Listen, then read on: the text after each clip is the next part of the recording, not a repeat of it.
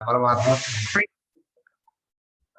ಸುಷುಪ್ತಿ ಎಂಬುದು ನಮ್ಮ ನಿಜವಾದ ಸ್ವರೂಪ. ನಾವಿದ್ದಾಗಿದ್ರೆ ಹೇಗಿರ್ತೀವಿ ಅನ್ನೋದನ್ನ ಸುಷುಪ್ತಿ ಅನುಭವದಿಂದ ಅವನು ವಿಮರ್ಶೆ ಮಾಡಿ. ಆದ್ರೆ ಆ ಸುಷುಪ್ತಿ ಅನುಭವವನ್ನ ವಿಚಾರ ಮಾಡೋಕೊಂದು ಸಾಮರ್ಥ್ಯ ಬೇಕಲ್ಲ, ಅದು ಸಂಪ್ರದಾಯ ಗುರುಗಳ ಉಪದೇಶ ಅದರಿಂದಲೇ ಬರೋದು. ಅಂಥ ಇಂದ್ರನಿಗೆ ಸುಷುಪ್ತಿಯ ಸ್ವರೂಪದ ಬಗ್ಗೆ ತಪ್ಪು ತಿಳುವಳಿಕೆ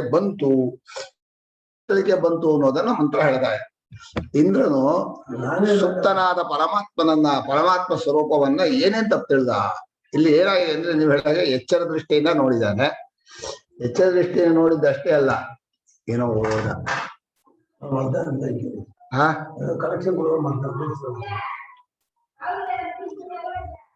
ಕೇಳಿಸ್ತಾ ಇದೆಯಾ? ಕೇಳಿಸ್ತಾ ಇದೆ ಅಂದ್ರಪ್ಪ. ಏನಾಯ್ತು? ದೋಷವನ್ನ ಕಂಡುಕೊಂಡ ಅಂತ. ದೋಷ ಕಂಡುಕೊಂಡದ್ದು ತನ್ನ ದೃಷ್ಟಿಯಿಂದ ಆದ್ರೂ ಮನುಷ್ಯ ಇನ್ನೊಬ್ಬರ ಮೇಲೆ ಹೇಳ್ತಾರಲ್ಲ, ಅವನಿಂದ ಹೀಗಾಯ್ತು. ಕೂಡ ಉಪದೇಶ ವಾಕ್ಯದಲ್ಲೂ ಆ ಸುಷುಪ್ತ ಪುರುಷ ಇದನ್ನಲ್ಲ ಸ್ವಾತ್ಮ, ಅಲ್ಲೂ ದೋಷ ಕಂಡುಕೊಂಡ. ನನ್ನ ದೃಷ್ಟಿ ತಪ್ಪಾಗಿ ಏನ್ ಮಾಡ್ಕೊಂಡಿಲ್ಲ ಅವನು, ನಾನು ಕಂಡುಕೊಳ್ತಾ ಇರೋದು. ಅದನ್ನ ಎಷ್ಟು ಚೆನ್ನಾಗಿ ಭಾಷೆಕಾರರು ವಿವರಣೆ ಮಾಡಿದ್ದಾರೆ ಅಂದ್ರೆ ಬಹಳ ಚೆನ್ನಾಗಿದೆ. ಕಥಂ ಹೇಗೆ ತಪ್ಪಾಗಿ ತಿಳ್ಕೊಂಡ? ಸುಷುಪ್ತಾವಸ್ಥೆಯನ್ನು ಇಂದ್ರನೇ ತಪ್ಪು ತಿಳ್ಕೊಂಡ್ಮೇಲೆ ನಾವೆಲ್ಲ ನಿತ್ಯ ನಿದ್ದೆಗೆ ಹೋಗಿ ಬಂದವರು ಅನ್ನೋದು ಎಚ್ಚರ ದೃಷ್ಟಿಯಿಂದ ಆ ಸುಷುಪ್ತ ಸ್ವರೂಪವನ್ನ, ನಿದ್ರೆಯಲ್ಲಿದ್ದ ತನ್ನ ಸ್ವರೂಪ ಎಷ್ಟು ಬಹುದು ಅದನ್ನು ಸ್ವಾಮಿಗಳು ಒಂದ್ ಕಡೆ ಬರ್ದಿದ್ದಾರೆ. ನಿದ್ರೆಯ ಬಗ್ಗೆ ಇರುವಷ್ಟು ತಪ್ಪು ತಿಳುವಳಿಕೆ ಇದು ಯಾವುದ್ರ ಬಗ್ಗೆನೂ ಇಲ್ಲ. ಬರ್ಮಂಡ ಬರ್ದಿದ್ದಾರೆ, ಇದಕ್ಕೂ ಬರ್ದಿದ್ದಾರೆ, 3-4 ಕಡೆ ಬರ್ದಿದ್ದಾರೆ. ಅಂದ್ರೆ ಮನುಷ್ಯನು ತನ್ನ ಸ್ವರೂಪವೇ ಆಗಿರುವ ನಿದ್ರೆ ನಿತ್ಯ ಅನುಭವದಲ್ಲಿದೆ, ತನ್ನ ಗೊತ್ತಾಗುವ ಹಾಗೆ ಇದೆ, ಆದ್ರೂ ಕೂಡ ತಪ್ಪು ತಿಳ್ಕೊತಾನೆ. ಅಂದ್ರೆ ಇವನ ತಪ್ಪು ತಿಳುವಳಿಕೆ ತನ್ನ ಬಗ್ಗೆ ಎಷ್ಟು ಆಳವಾಗಿದೆ, ಏನು ಜೋರಾಗಿದೆ, ತಪ್ಪು ತಿಳುವಳಿಕೆ ಅಂತ ಗೊತ್ತಾಗಲ್ಲ ಅಂತ. ಈಗ ಅದನ್ನು ಬಿಡಿಸ್ತಾರೆ. ನಹ ನೈವ ಅಂತ. ಅಹ ಅಂದ್ರೆ ಏವ ಅನ್ನೋ ಅರ್ಥದಲ್ಲಿ, ಇಲ್ವೇ ಇಲ್ಲ ಅಂತ. ಸುಷುಪ್ತ ಸ್ಥೋಪಿ ಆತ್ಮ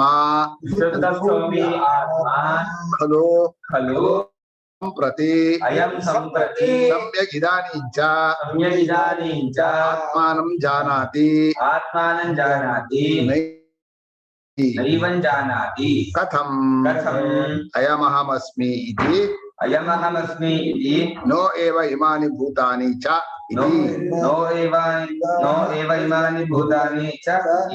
ಯಥಾ ಜಾಗೃತಿ ಸ್ವಪ್ನೇವಾ. ಇದು ತಪ್ಪು ತಿಳುವಳಿಕೆ ಒಂದು ಭಾಗ. ಅಂದ್ರೆ ಸುಪ್ತನಾದಾಗ ಏನಾಗತ್ತೆ, ಅವನು ಏನ್ ತಪ್ಪು ತಿಳ್ಕೋತಾನೆ ಅಂದ್ರೆ, ಏನೇ ಆದ್ರೂ ಸುಷುಪ್ತದಲ್ಲಿ ತಾನೇ ಎಲ್ಲವನ್ನು ಬಿಟ್ಟಿದ್ರು ಕೂಡ ಈ ಆತ್ಮ ಅಂದ್ರೆ ತಾನು ಜೀವನಾಗಿ ಹೋಗಿ ಸೇರ್ಕೊಂಡಿದ್ದಲ್ಲ, ಹೋಗುವಾಗ ಆ ಜೀವನು ಆಗಿ ತಿಳ್ಕೊಂಡಿಲ್ಲ ಅಂದ್ರು. ಚೆನ್ನಾಗಿ ತಿಳ್ಕೊಂಡಿಲ್ಲ ಅಂದ್ರೆ ತಿಳ್ಕೊಂಡೇ ಇಲ್ಲ ಅನ್ನೋ ಅರ್ಥ. ತನ್ನನ್ನೇ ತಿಳ್ಕೊಳ್ಳದೆ ಇದ್ದವನ ನಿದ್ದೆಯಲ್ಲಿ ಬೇರೆದನ್ನೇ ಅಂತ ತಿಳ್ಕೊತಾನೆ, ಈ ಪ್ರಪಂಚವನ್ನ ಅಥವಾ ಯಾವುದನ್ನ. ಎಚ್ಚರದಲ್ಲಿ ಕಂಡ ಹಾಗೆ ನಿದ್ದೆಯಲ್ಲಿ ಏನು ತಿಳ್ಕೊಳ್ಳೋದೇ ಇಲ್ಲ, ಏನೇನು ಗೊತ್ತಾಗಲ್ಲ, ಎಂತ ಇದೆ ಅಂತ. ಎಲ್ಲರೂ ನಿದ್ದೆಯನ್ನ ಉದಾಸೀನ ಮಾಡೋ ಉದ್ದೇಶ ಅಷ್ಟೇ, ಏನೂ ತಿಳ್ಕೊಳ್ಳಿಲ್ಲ ಅಂತ. ಈ ವಾಕ್ಯವನ್ನ ನೀವು ವಿವರಣೆ ಮಾಡಿದ್ರೆ ತಿಳ್ಕೊಳ್ಳೋದು ಧರ್ಮ. ಬುದ್ಧಿಗೆ ಏನು ಅರ್ಥವಾಗ್ಲಿಲ್ಲ ಅನ್ನೋದು ಅರ್ಥವಾಗತ್ತೆ ಅನ್ನೋದು ಎಚ್ಚರದಲ್ಲಿ ಮಾತ್ರ. ಅಂದ್ರೆ ಬುದ್ಧಿ ಇದ್ದಾಗ, ನಮ್ಮ ಬುದ್ಧಿ ಅನ್ನೋದು ಇದ್ದಾಗ ಅದು ಸರಿಯಾಗಿ ತಿಳ್ಕೊಳ್ಳಲ್ವೋ ಅನ್ನೋದು ಸರಿ. ಸುಷುಪ್ತಿಯಲ್ಲಿ ಬುದ್ಧಿಯೇ ಇಲ್ಲ, ಆದ್ರೂ ಕೂಡ ಸುಷುಪ್ತಿ ಬಗ್ಗೆ ಏನು ತಿಳ್ಕೊಳ್ಳಿಲ್ಲ ಅಂದ್ರೆ ಒಂದು ರೀತಿಯಿಂದ ಬುದ್ಧಿಯಿಂದ ತಿಳ್ಕೊಳ್ಬೇಕಾಗಿತ್ತು ಅನ್ನೋ ಆಸೆಗೆ ಸರಿ. ಯಾಕಂದ್ರೆ ಅಲ್ಲೇ ಬುದ್ಧಿಯೇ ಇಲ್ಲ, ತಿಳ್ಕೊಳ್ಳೋ ಪ್ರಸಂಗವೇ ಬರೋಲ್ಲ, ಅದು ಯುಕ್ತವಾಗಿದೆ. ಇನ್ನೊಂದೇನು ಅಂದ್ರೆ, ಆತ್ಮನ ಸ್ವರೂಪದಲ್ಲಿ ವಸ್ತುತಃ ತಿಳ್ಕೊಳ್ಳಿಲ್ಲ ಅನ್ನೋದು ಇಲ್ಲ, ತಿಳ್ಕೊಳ್ತಾನೆ ಅನ್ನೋದು ಇಲ್ಲ. ವಿದ್ಯೇನ್ ಆತ್ಮಧರ್ಮ ಅಂತ ಹೇಳಿದಾಗ ಸರಿಯಾಗಿ ತಿಳ್ಕೊಳ್ಳೋದು ಆತ್ಮನ ಸ್ವರೂಪಕ್ಕೆ ಸೇರಿಲ್ಲ, ತಪ್ಪಾಗಿ ತಿಳ್ಕೊಂಡದ್ದು ಆತ್ಮನ ಸ್ವರೂಪ, ಎರಡು ಬುದ್ಧಿಗೆ ಸೇರಿರೋದು. ಆ ಅರ್ಥವೂ ಕಾಣಿಸ್ತಾ ಇದೆ ವಾಕ್ಯದಲ್ಲಿ. ಏನೋ ತನ್ನನ್ನೇ ತಿಳ್ಕೊಳ್ಳಿಲ್ಲ ಅಂತಾನೆ. ಏನ್ ತನ್ನನ್ನು ತಿಳ್ಕೊಳ್ಳಿಲ್ಲ? ತನ್ನನ್ನು ತಿಳ್ಕೊಳ್ಬೇಕಾಗಿಲ್ಲ ಅವನು. ಆ ಆತ್ಮ ಸರಿ, ಅವನು ಹೇಳ್ತಾ ಇರೋದು ಬುದ್ಧಿ ಇದ್ದಾಗ ತನ್ನನ್ನು ತಿಳ್ಕೊಂಡಿದೀನಿ ಮಾಡ್ಕೊಂಡಿದ್ದಾನಲ್ಲ, ಆ ತರ ಇಲ್ಲ ಅಂತ. ಆ ತಪ್ಪು ತಿಳುವಳಿಕೆ ಇಲ್ಲ. ಈ ಬುದ್ಧಿ ಇದ್ದಾಗ ನನ್ನನ್ನು ಹಾಕಿ ತಿಳ್ಕೊಂಡಿದೀವಿ, ನಾವು ತಪ್ಪಾಗಿ ತಿಳ್ಕೊಂಡಿದ್ವಿ, ಆ ತಪ್ಪು ತಿಳುವಳಿಕೆ ಇಲ್ಲ ಕಣ್ರಿ ನಿದ್ದೆಯಲ್ಲಿ ಅಂತ ಹೇಳ್ಬೋದು. ಎಚ್ಚರದಲ್ಲೇ ನಾನು ಇಂಥವನ ಮಗ, ಇಂಥ ಮನುಷ್ಯ, ಇಂಥವನು ಸನ್ಯಾಸಿ, 3 ತನ್ನನ್ನು ತಪ್ಪು ತಿಳ್ಕೊಂಡೇನೆ. ಆ ತಿಳುವಳಿಕೆ ಇಲ್ಲ ಅಂತ ಇಂದ್ರನ ಆಕ್ಷೇಪ. ಅದ್ ಯಾಕಿರ್ಬೇಕು ಅಂತ ಪ್ರಜಾಪತಿ. ನೀನ್ ತಿಳ್ಕೊಂಡಿರೋ ಏನು ವಾಕ್ಯ, ಏನು ಅನುಭವದ ಸ್ವಾರಸ್ಯ ಇದೆ. ಈ ಎರಡು ವಿಧವಾದ ತಿಳುವಳಿಕೆ ಬರೋದಕ್ಕೆ ಕಾರಣ ಏನು ಅಂದ್ರೆ, ಒಬ್ಬ ಸುಷುಪ್ತಿಯ ಸ್ವರೂಪವನ್ನು ಇಟ್ಕೊಂಡು ನೇರಾಗಿ ಆ ಅನುಭವದಲ್ಲಿ ಇದ್ದಾಗ ಹೇಗೋ ಹಾಗೆ ಉಪದೇಶ ಮಾಡ್ತಾ ಇದ್ದಾರೆ ಆಚಾರ್ಯರು. ಇಂದ್ರನ ಅಪೇಕ್ಷೆ ಹಾಗೆ ಬೇಡ.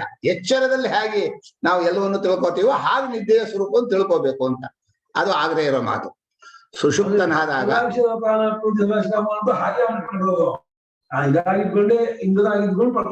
ಸುಷುಪ್ತಲ್ಲಿದ್ರು ಆತ್ಮನೋ ತನ್ನನ್ನ ಈಗ ಹೇಗೆ ತನ್ನನ್ನು ತಿಳ್ಕೊತಾನೋ ಹಾಗೆ ತಿಳ್ಕೊಳ್ಳಿಲ್ಲ. ಅದು ಇಲ್ಲಿ ಒಂದು ರೀತಿಯಿಂದ ತಿಳ್ಕೊಳ್ಳಿಲ್ಲ ಅನ್ನೋದನ್ನ ಎರಡರ್ಥವಾಗಿ ಹೇಳ್ಬೋದು. ತಪ್ಪಾಗಿ ತಿಳ್ಕೊಳ್ಳಿಲ್ಲ ಅಂದ್ರೆ ತಿಳ್ಕೊಳ್ಳಿಲ್ಲ ಅನ್ನೋದೇ ತಪ್ಪಾಗಿ ತಿಳ್ಕೊಳ್ಳೋದಕ್ಕೆ ಕಾರಣ ತಾನೆ. ಆದ್ರಿಂದ ಅದೂ ಒಂದು ರೀತಿಯಿಂದ ಇದ್ದ ಆತ್ಮನನ್ನ ಸರಿಯಾಗಿ ತಿಳ್ಕೊಳ್ಳದೆ ಇರೋದ್ರಿಂದ ಎಚ್ಚರ ಅನ್ನೋ ರೂಪದಿಂದ ತಪ್ಪಾಗಿ ತಿಳ್ಕೊಂಡ ಅಂತ ಇತರ ವಿವೇಕೇನ ಅನ್ಯೋನ್ಯಸ್ಮಿನ್ ಅಧ್ಯಸ್ಯ ಆ ಅರ್ಥವನ್ನು ಮಾಡಬಹುದು. ಆದ್ರೆ ಅಲ್ಲೇ ಅವಿವೇಕವೂ ಇಲ್ಲ ವಿವೇಕವೂ ಇಲ್ಲ, ಎರಡೂ ಇಲ್ಲ. ಸುಷುಪ್ತಿಯ ಅನುಭವವನ್ನು ನೋಡಿದಾಗ ಕೇವಲ ಆತ್ಮನಿಗೆ ಅಜ್ಞಾನವಾಗಲಿ ಮಿಥ್ಯಾಜ್ಞಾನವಾಗಲಿ ಯಾವ ಸಂಬಂಧವೂ ಇಲ್ಲ. ಅವನಿಗೆ ಯಾವತ್ತೂ ಅಜ್ಞಾನ ಬಂದೇ ಇಲ್ಲ. ಸೂರ್ಯನಿಗೆ ಕತ್ತಲೆ ಇಲ್ಲ ಅಂತಿರಲ್ಲ, ಬೆಳಕು ಇಲ್ಲ. ಅವನಿಗೆ ಹಗಲು ಇಲ್ಲ ರಾತ್ರಿಯೂ ಇಲ್ಲ, ಎರಡೂ ಇಲ್ಲ. ಇಲ್ಲ ರಾತ್ರಿ ಮಾತ್ರ ಇಲ್ಲ, ಹಗಲಿದೆ ಅಂತ ಹೇಳಿದ್ರೆ ಅವರಿಗೆ ಅರ್ಧಂಬರ್ಧ ಜ್ಞಾನ ಇದೆ ಅಂತ. ಇದು ಆ ಸ್ವರೂಪದಲ್ಲಿ ನಾವಿದ್ದಾಗ ಹೇಗೋ ಹಾಗೆ ಯೋಚನೆ ಮಾಡ್ಬೇಕೇ ಹೊರತು ಕೇವಲ ಎಚ್ಚರ ದೃಷ್ಟಿಯಿಂದ ಅಳತೆ ಹಾಗೆ ನಾವು ತಪ್ಪೋದಿ. ಬಹಳ ಸೂಕ್ಷ್ಮ ವಿಷಯ. ಒಂದೊಂದು ವಾಕ್ಯದಲ್ಲೂ ಸುಷುಪ್ತನಾಗಿದ್ದರೂ ಕೂಡ ಅಂದ್ರೆ ತನ್ನದಲ್ಲವನ್ನು ತಾನು ಎಲ್ಲವೂ ಬಿಟ್ಟಿದ್ರೂ ಕೂಡ, ತಾನೇ ತಾನಾಗಿದ್ರೂ ಕೂಡ ಏನು ಆ ಅನುಭವದ ಅನುಸಂಧಾನ ಮಾಡಿದ್ರೆ ಅನುಭವ ಭೂತಕಾಲಕ್ಕೆ ಹೋಗಲ್ಲ. ಅಂದ್ರೆ ಈಗಲೂ ಇದೆ.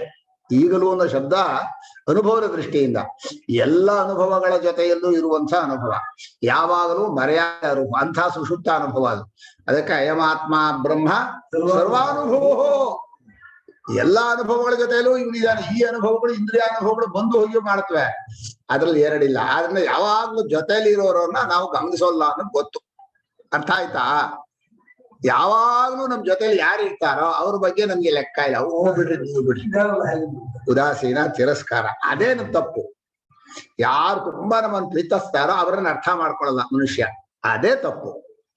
ತನ್ನನ್ನ ಆತ್ಮರೂಪದಿಂದ ಪ್ರೇಮಿಸುವಂತಹ ಸಾಕ್ಷಿ ಸ್ವರೂಪವನ್ನು ಅರ್ಥ ಮಾಡ್ಕೊಳ್ಳದೆ ಎಚ್ಚರದಲ್ಲಿ ಯಾರ್ಯಾರೋ ಅರ್ಥವಾಗದೆ ಇರೋದನ್ನ ತಪ್ಪಾಗಿ ತಿಳಿಸಿ ಅವರ ಸ್ವಾರ್ಥ ನಾನು ಈಡೇರಿಸ್ತೀನಿ ಅಂತ ಹೇಳಿ ತನ್ನ ಸ್ವಾರ್ಥ ಮಾಡ್ಕೋತಾನೆ. ನವಾರೆ ಪತ್ಯು ಕಾಮಾಯ ಪತಿ ಪ್ರಿಯೋ ಭವತಿ. ಏನ್ ಚೆನ್ನಾಗಿ ಹೇಳಿದೆ ಉಪನಿಷತ್, ಬಹಳ ಅದ್ಭುತ. ನನಗೆ ಈ ಉಪನಿಷತ್ತಿನ ಭಾಷ್ಯವನ್ನ ನೋಡಿದ್ರೆ ಈಗ ಹೇಳ್ತಾ ಇದ್ರು, ಪ್ರಸ್ಥಾನತ್ರಯ ಭಾಷ್ಯ ಸರಿಯಾಗಿ ಅಧ್ಯಯನ ಮಾಡಿಬಿಟ್ರೆ ಸಾಕೇ ಸಾಕು, ಇನ್ ಯಾವ ಗ್ರಂಥವೂ ಬೇಡ, ಯಾವುದೂ ಬೇಡ. ನಾನು ಒಂದ್ ರೀತಿ ಹೇಳಿದ್ರೆ ಪ್ರಪಂಚದ ಸಂವಿಧಾನ ಅಂತೀನಿ ನಾನು. ಮನುಷ್ಯನಿಗೆ ಯಾವುದೇ ಕರೆಕ್ಟ್ ನಿಶ್ಚಯ ಮಾಡ್ಬೇಕು ಅಂದ್ರೆ ಇದೇ ಸರಿ. ಶಾಶ್ವತವಾದ ಪ್ರೇಮಕ್ಕೆ ಪರಮಾತ್ಮನೇ ಆಧಾರ. ಟೆಂಪ್ರರಿ ಪ್ರೇಮ ಪರೀಕ್ಷೆ ಏಟು ಬೀಳ್ಬೇಕು ನಿಮ್ಗೆ. ಹಾಗಾದ್ರೆ ಲೌಕಿಕ ಪ್ರೇಮಕ್ಕೆ ಹೋಗ್ರಿ, ಅಲ್ಲಿ ಏಟು ಬೀಳತ್ತೆ. ಚೆನ್ನಾಗಿ ಒಂದೊಂದು ಕೊಡ್ತಾರೆ ಒಬ್ಬೊಬ್ಬರು, ಅದನ್ನ ತಿಂದ್ಕೊಂಡು ಅಯ್ಯಯ್ಯೋ ಅಂತ ಒದ್ದಾಡ್ಕೊಂಡು ಆಮೇಲೆ ಬರ್ತೀರಿ. ಸುತ್ತಿ ಎಲ್ಲವೂ ಆದ್ಮೇಲೆ ಮತ್ತೆ ಅಲ್ಲೇ ಬರೋದು. ಇದು ಮನುಷ್ಯನ ಜೀವನದ ಸ್ವಾಭಾವಿಕ ಗುಣ. ಸಂಪ್ರತಿ ಇದಾನೀಂ ಆತ್ಮಾನಂ ನೈವಂ ಜಾನಾತಿ ಯಥಾ ಜಾಗೃತಿ ಸ್ವಪ್ನೆ ಅಂತ.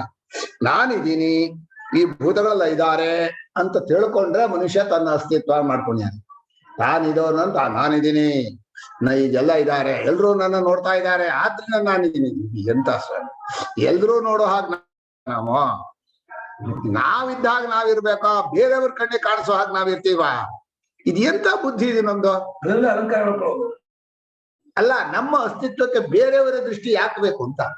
ಆ ಬೇರೆಯವರೇ ಕಲ್ಪಿತರು, ಅವರಿಗೆ ಅಸ್ತಿತ್ವ ಕೊಟ್ಟವ್ರು ನಾವು.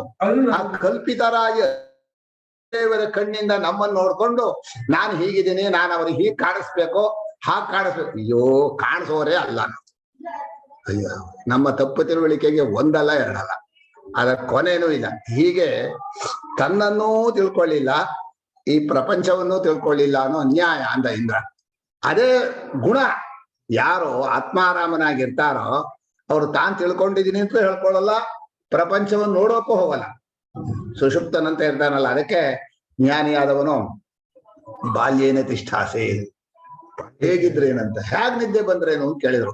ಎಲ್ಲಿ ದೇವಸ್ಥಾನ ನಿದ್ದೆ ಒಳ್ಳೇದೋ, ಮಂಚದ ಮೇಲೆ ನಿದ್ದೆ ಒಳ್ಳೇದೋ, ಕಟ್ಟೆ ಮೇಲೆ ನಿದ್ದೆ ಒಳ್ಳೇದೋ, ಎಲ್ಲ ನಿದ್ದೆನೂ ಒಂದೇ ಸ್ವರೂಪ. ಹೇಗಿದ್ರೆ ಏನಸ್ಯ ಕೇನಸ್ಯ ತೇನ ಈ ವಿಷಯ. ನಿಜವಾಗಿ ಉಪನಿಷತ್ತು ಸ್ವರೂಪವನ್ನ ನೀನು ತೋರಿಸೋಕೆ ಪಕ್ಷಪಾತ ಇಲ್ಲ, ಆಮೇಲೆ ಅನುಭವದಲ್ಲಿ ವೈಚಿತ್ರ್ಯ ಇಲ್ಲ. ಎಲ್ಲರಿಗೂ ಯಾವಾಗ ಬೇಕಾದ್ರೂ ರೆಡಿಮೇಡ್ ಸಿದ್ಧವಾದಂತಹದ್ದು. ಅಪ್ರಯತ್ನ ಸಾಧ್ಯ ಅಂತಾರೆ, ಅಯತ್ನ ಸಿದ್ಧಂ, ಯತ್ನವಿಲ್ಲದೆ ಸಿದ್ಧವಾದಂತಹ ಅನುಭವ.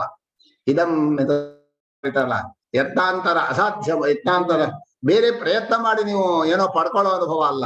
ಆ ತರ ಅಲ್ಲ. ನೀವು ಏನೋ ಮನಸ್ಸಲ್ಲಿ ಏನೋ ಇದ್ದ ತತ್ವಳಿಕೆ ಕಳ್ಕೊಂಡ್ರೆ ಸಾಕು. ನೀವು ಆರೋಪ ಮಾಡದೆ ಇದ್ರೆ ಅವ್ರ ಬಗ್ಗೆ, ಅಂದ್ರೆ ತನ್ನ ಸ್ವರೂಪದ ಬಗ್ಗೆ, ಈ ಪರಮಾರ್ಥದ ಬಗ್ಗೆ ಆರೋಪವನ್ನೆಲ್ಲ ಕಳ್ಕೊಂಡ್ರೆ ನಿಮ್ಗೆ ಸರಿಯಾದ ಜ್ಞಾನ ಬರುತ್ತೆ. ಅಯಮಹಮಸ್ಮೀತಿ ಭೂತಾನಿ ಯಥಾ ಜಾಗೃತಿ ಸ್ವಪ್ನೇವಾಂದ. ಇಂದ ದೃಷ್ಟಿಯಲ್ಲಿ ಎಚ್ಚರ ಕನಸುಗಳಲ್ಲಿ, ಅಲ್ಲಿ ಎಚ್ಚರ ಕನಸು ಅಂತ ಎರಡಲ್ಲ, ಎರಡೂ ಎಚ್ಚರವೇ. ಆದ್ರೆ ಹೇಗೆ ಎಚ್ಚರ ಕನಸುಗಳಲ್ಲಿ ಚೆನ್ನಾಗಿ ನಾವು ತಿಳ್ಕೊತಿದೀವಿ ಅಂತ ಅವನು ಅಂದ್ಕೊಂಡಿದ್ದಾನೋ, ಚೆನ್ನಾಗಿ ತಪ್ಪು ತಿಳ್ಕೊಳ್ತಾ ಇದ್ದಾನೋ, ಹಾಗೆ ತಪ್ಪು ತಿಳ್ಕೊಳಕ್ ಬರ್ತಾ ಇಲ್ಲ ಅಂದ. ಆದ್ರಿಂದ ಸರಿಯಾಗಿ ತಿಳ್ಕೊಳಕ್ ಆಗ್ತಾ ಇಲ್ಲ ಅಂದ. ಒಂದು ದೃಷ್ಟಿನೇ ಸರಿ, ಎಲ್ಲ ತಿಳ್ಕೊಂಡಿದೀವೋ ಅಲ್ಲೇ ಸರಿಯಾಗಿ ತಿಳ್ಕೊಬೇಕು. ತಪ್ಪು ತಿಳ್ಬೇಕೇನು ಇಲ್ಲ, ತಿಳುವಳಿಕೆ ಇಲ್ಲ ಅನ್ನೋದು ಇಲ್ಲ ಅಂದ್ರೆ ಏನ್ ತಿಳ್ಕೊಳ್ಬೇಕಾದ್ರೆ. ಇದರಲ್ಲಿ ಆತ್ಮನಿಗೆ ಎರಡೂ ಬೇಡ, ಬುದ್ಧಿಗೆ ಅಲ್ಲಿ ಹೋಗೋಕ್ ಎಂಟ್ರಿ ಇಲ್ಲ. ಆ ಬುದ್ಧಿ ಅಲ್ಲಿ ಹೋಗಿದ್ರೆ ಅಲ್ಲೂ ತಪ್ಪು ತಿಳಿದ್ಬಿಡೋದು, ಸುಷುಪ್ತಿಯನ್ನು ನೋ ಎಂಟ್ರಿ. ಕರ್ಗ ಹೋಗ್ಬಿಡತ್ತೆ. ಹೋದ್ರೆ ಆತ್ಮನ ಮುಟ್ಟೋಗ ನಿದ್ದೆಯನ್ನ ಹೇಗ್ ಬರ್ತಾ ಇದೆ ಅಂತ ರಾತ್ರಿ ಮಲಗ್ತಾ ಪರೀಕ್ಷೆ ಮಾಡಕ್ ಹೋದ್ರೆ ನುಂಗು ಬಿಡತ್ತೆ ಬುದ್ಧಿ. ಬುದ್ಧಿವಂತನಾದ್ರೂ ಬುದ್ಧಿಯಲ್ಲಿ ಒಂದು ಚೂರು ಉಳಿಸಲ್ಲ. ಬರೀ ಬುದ್ಧಿ ಉಳಿಸಲ್ಲ ಅಷ್ಟೇ ಅಲ್ಲ, ಆ ಬುದ್ಧಿಯಿಂದ ಕಲ್ಪಿತವಾದ ದೇಹೇಂದ್ರಿಯಗಳು, ಪ್ರಪಂಚ, ಅವಸ್ಥೆ ಎಲ್ಲ ಸ್ವಾಹ ಒಂದು ಇಲ್ಲ ಅಳಿಸೋಗತ್ತೆ ಅಂತ ಎಚ್ಚರ ದೃಷ್ಟಿಯಿಂದ ಅಳಿಸೋಗಕ್ ಬಂದೇ ಇರೋಲ್ಲ. ಇದು ಶಬ್ದ ಪ್ರಯೋಗ ಏನಾಗ್ಬಿಟ್ಟಿದೆ ಅಂದ್ರೆ ಈ ಎಚ್ಚರ ದೃಷ್ಟಿಯಲ್ಲೇ ಹೇಳ್ಬೇಕಾದ್ರಿಂದ ಹೀಗಾಗಿದೆ.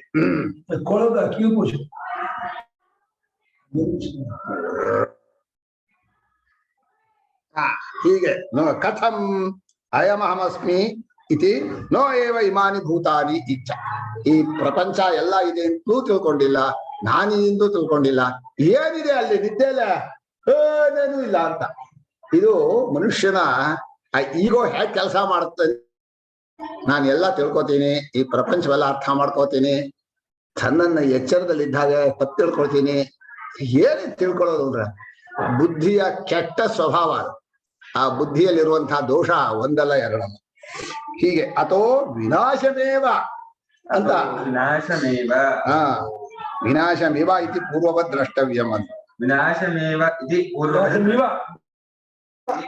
ದ್ರಷ್ಟವ್ಯಂ. ಸತ್ತಾಗ ಇಲ್ಲಿ ನಾನೇ ಇಲ್ದ ಹಾಗೆ ಬಿದ್ದುಕೊಂಡಿದ್ದೀನಿ, ನಾನೇ ಇಲ್ಲದ ಹಾಗೆ ಬಿದ್ದುಕೊಂಡಿದ್ದೀನಿ ಅನ್ನೋದು ಒಂದು ರೀತಿಯಿಂದ ನಾನು ಇಲ್ಲದ ಹಾಗೆ ಇರೋ ಸ್ವರೂಪ. ಆ ನಾನು ಅನ್ನೋದು ಈಗೋ ಇಟ್ಕೊಂಡ್ರೆ, ನಾನು ಅನ್ನೋ ಸ್ವರೂಪ ಇಟ್ಕೊಂಡ್ರೆ ಅದು ಇಲ್ಲ ಅನ್ನೋದೇ ಆಗಲ್ಲ. ನಾನು ಇಲ್ಲ ಅಂತ ನನಗೆ ಅನುಭವಿಸೋಕ್ಕೂ ಬರೋಲ್ಲ. ನಾನು ಇಲ್ಲದ ಹಾಗೆ ನಾನು ಬಿದ್ದಿದ್ದೆ ಅಂದ್ರೆ ನಾನು ಇದ್ದನೋ ಇಲ್ಲನೋ ಅಂತ, ಇಲ್ಲವೋ ಅಂತ ಕೇಳಿದ್ರೆ ಏನ್ ಹೇಳ್ಬೇಕು? ಈಗಿರೋ ನಾನು ಅನ್ನೋ ತರ ಇರ್ಲಿಲ್ಲ, ನಾನಾಗೇ ಇದ್ದೆ. ನಾನಾಗಿದ್ದದ್ದು ಇಲ್ಲ ಅನ್ನೋದೇ ಆಗಲ್ಲ. ಅದ್ರಲ್ಲಿ ಇದೇ ಇಲ್ಲ ಅನ್ನೋ ಕಲ್ಪನೆನೇ ಬರೋಲ್ಲ.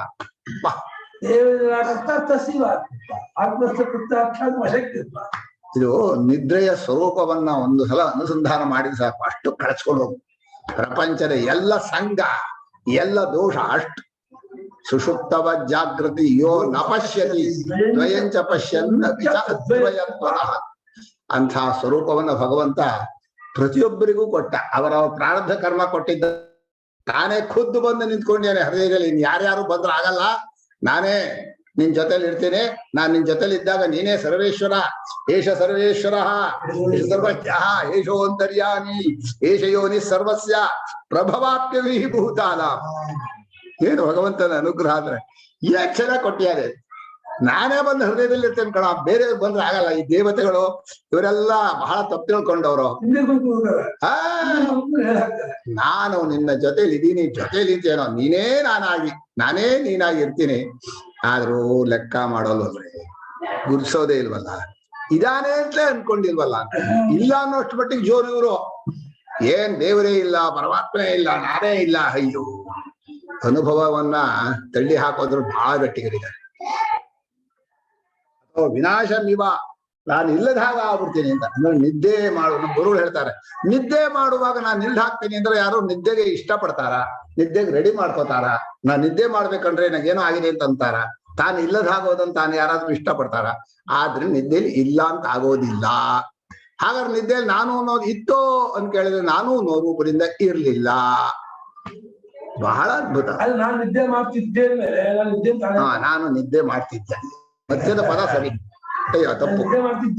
ನಿದ್ದೆ ಮಾಡ್ತಾ ಇದ್ದೆ, ನಾನು ನಿದ್ದೆ ಮಾಡ್ತಾ ಇದ್ದೆ ಬೇಡ, ಮಾಡೋದಿಲ್ಲ ನಿದ್ದೆ. ನಾನು ಇದ್ದೆ, ನಾನೇ ಇದ್ದೆ, ನಾನೇ ನಿದ್ದೆ.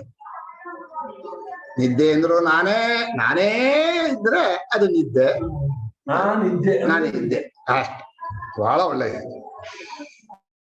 ಅದು ಒಂದು ರೀತಿ ಎಚ್ಚರ ದೃಷ್ಟಿಯಿಂದ ತಮೋ ಗುಣ ಅಂತಾರೆ, ಸ್ವರೂಪ ದೃಷ್ಟಿಯಿಂದ ಪರಮ ಚೈತನ್ಯ, ಪರಮಾರ್ಥ.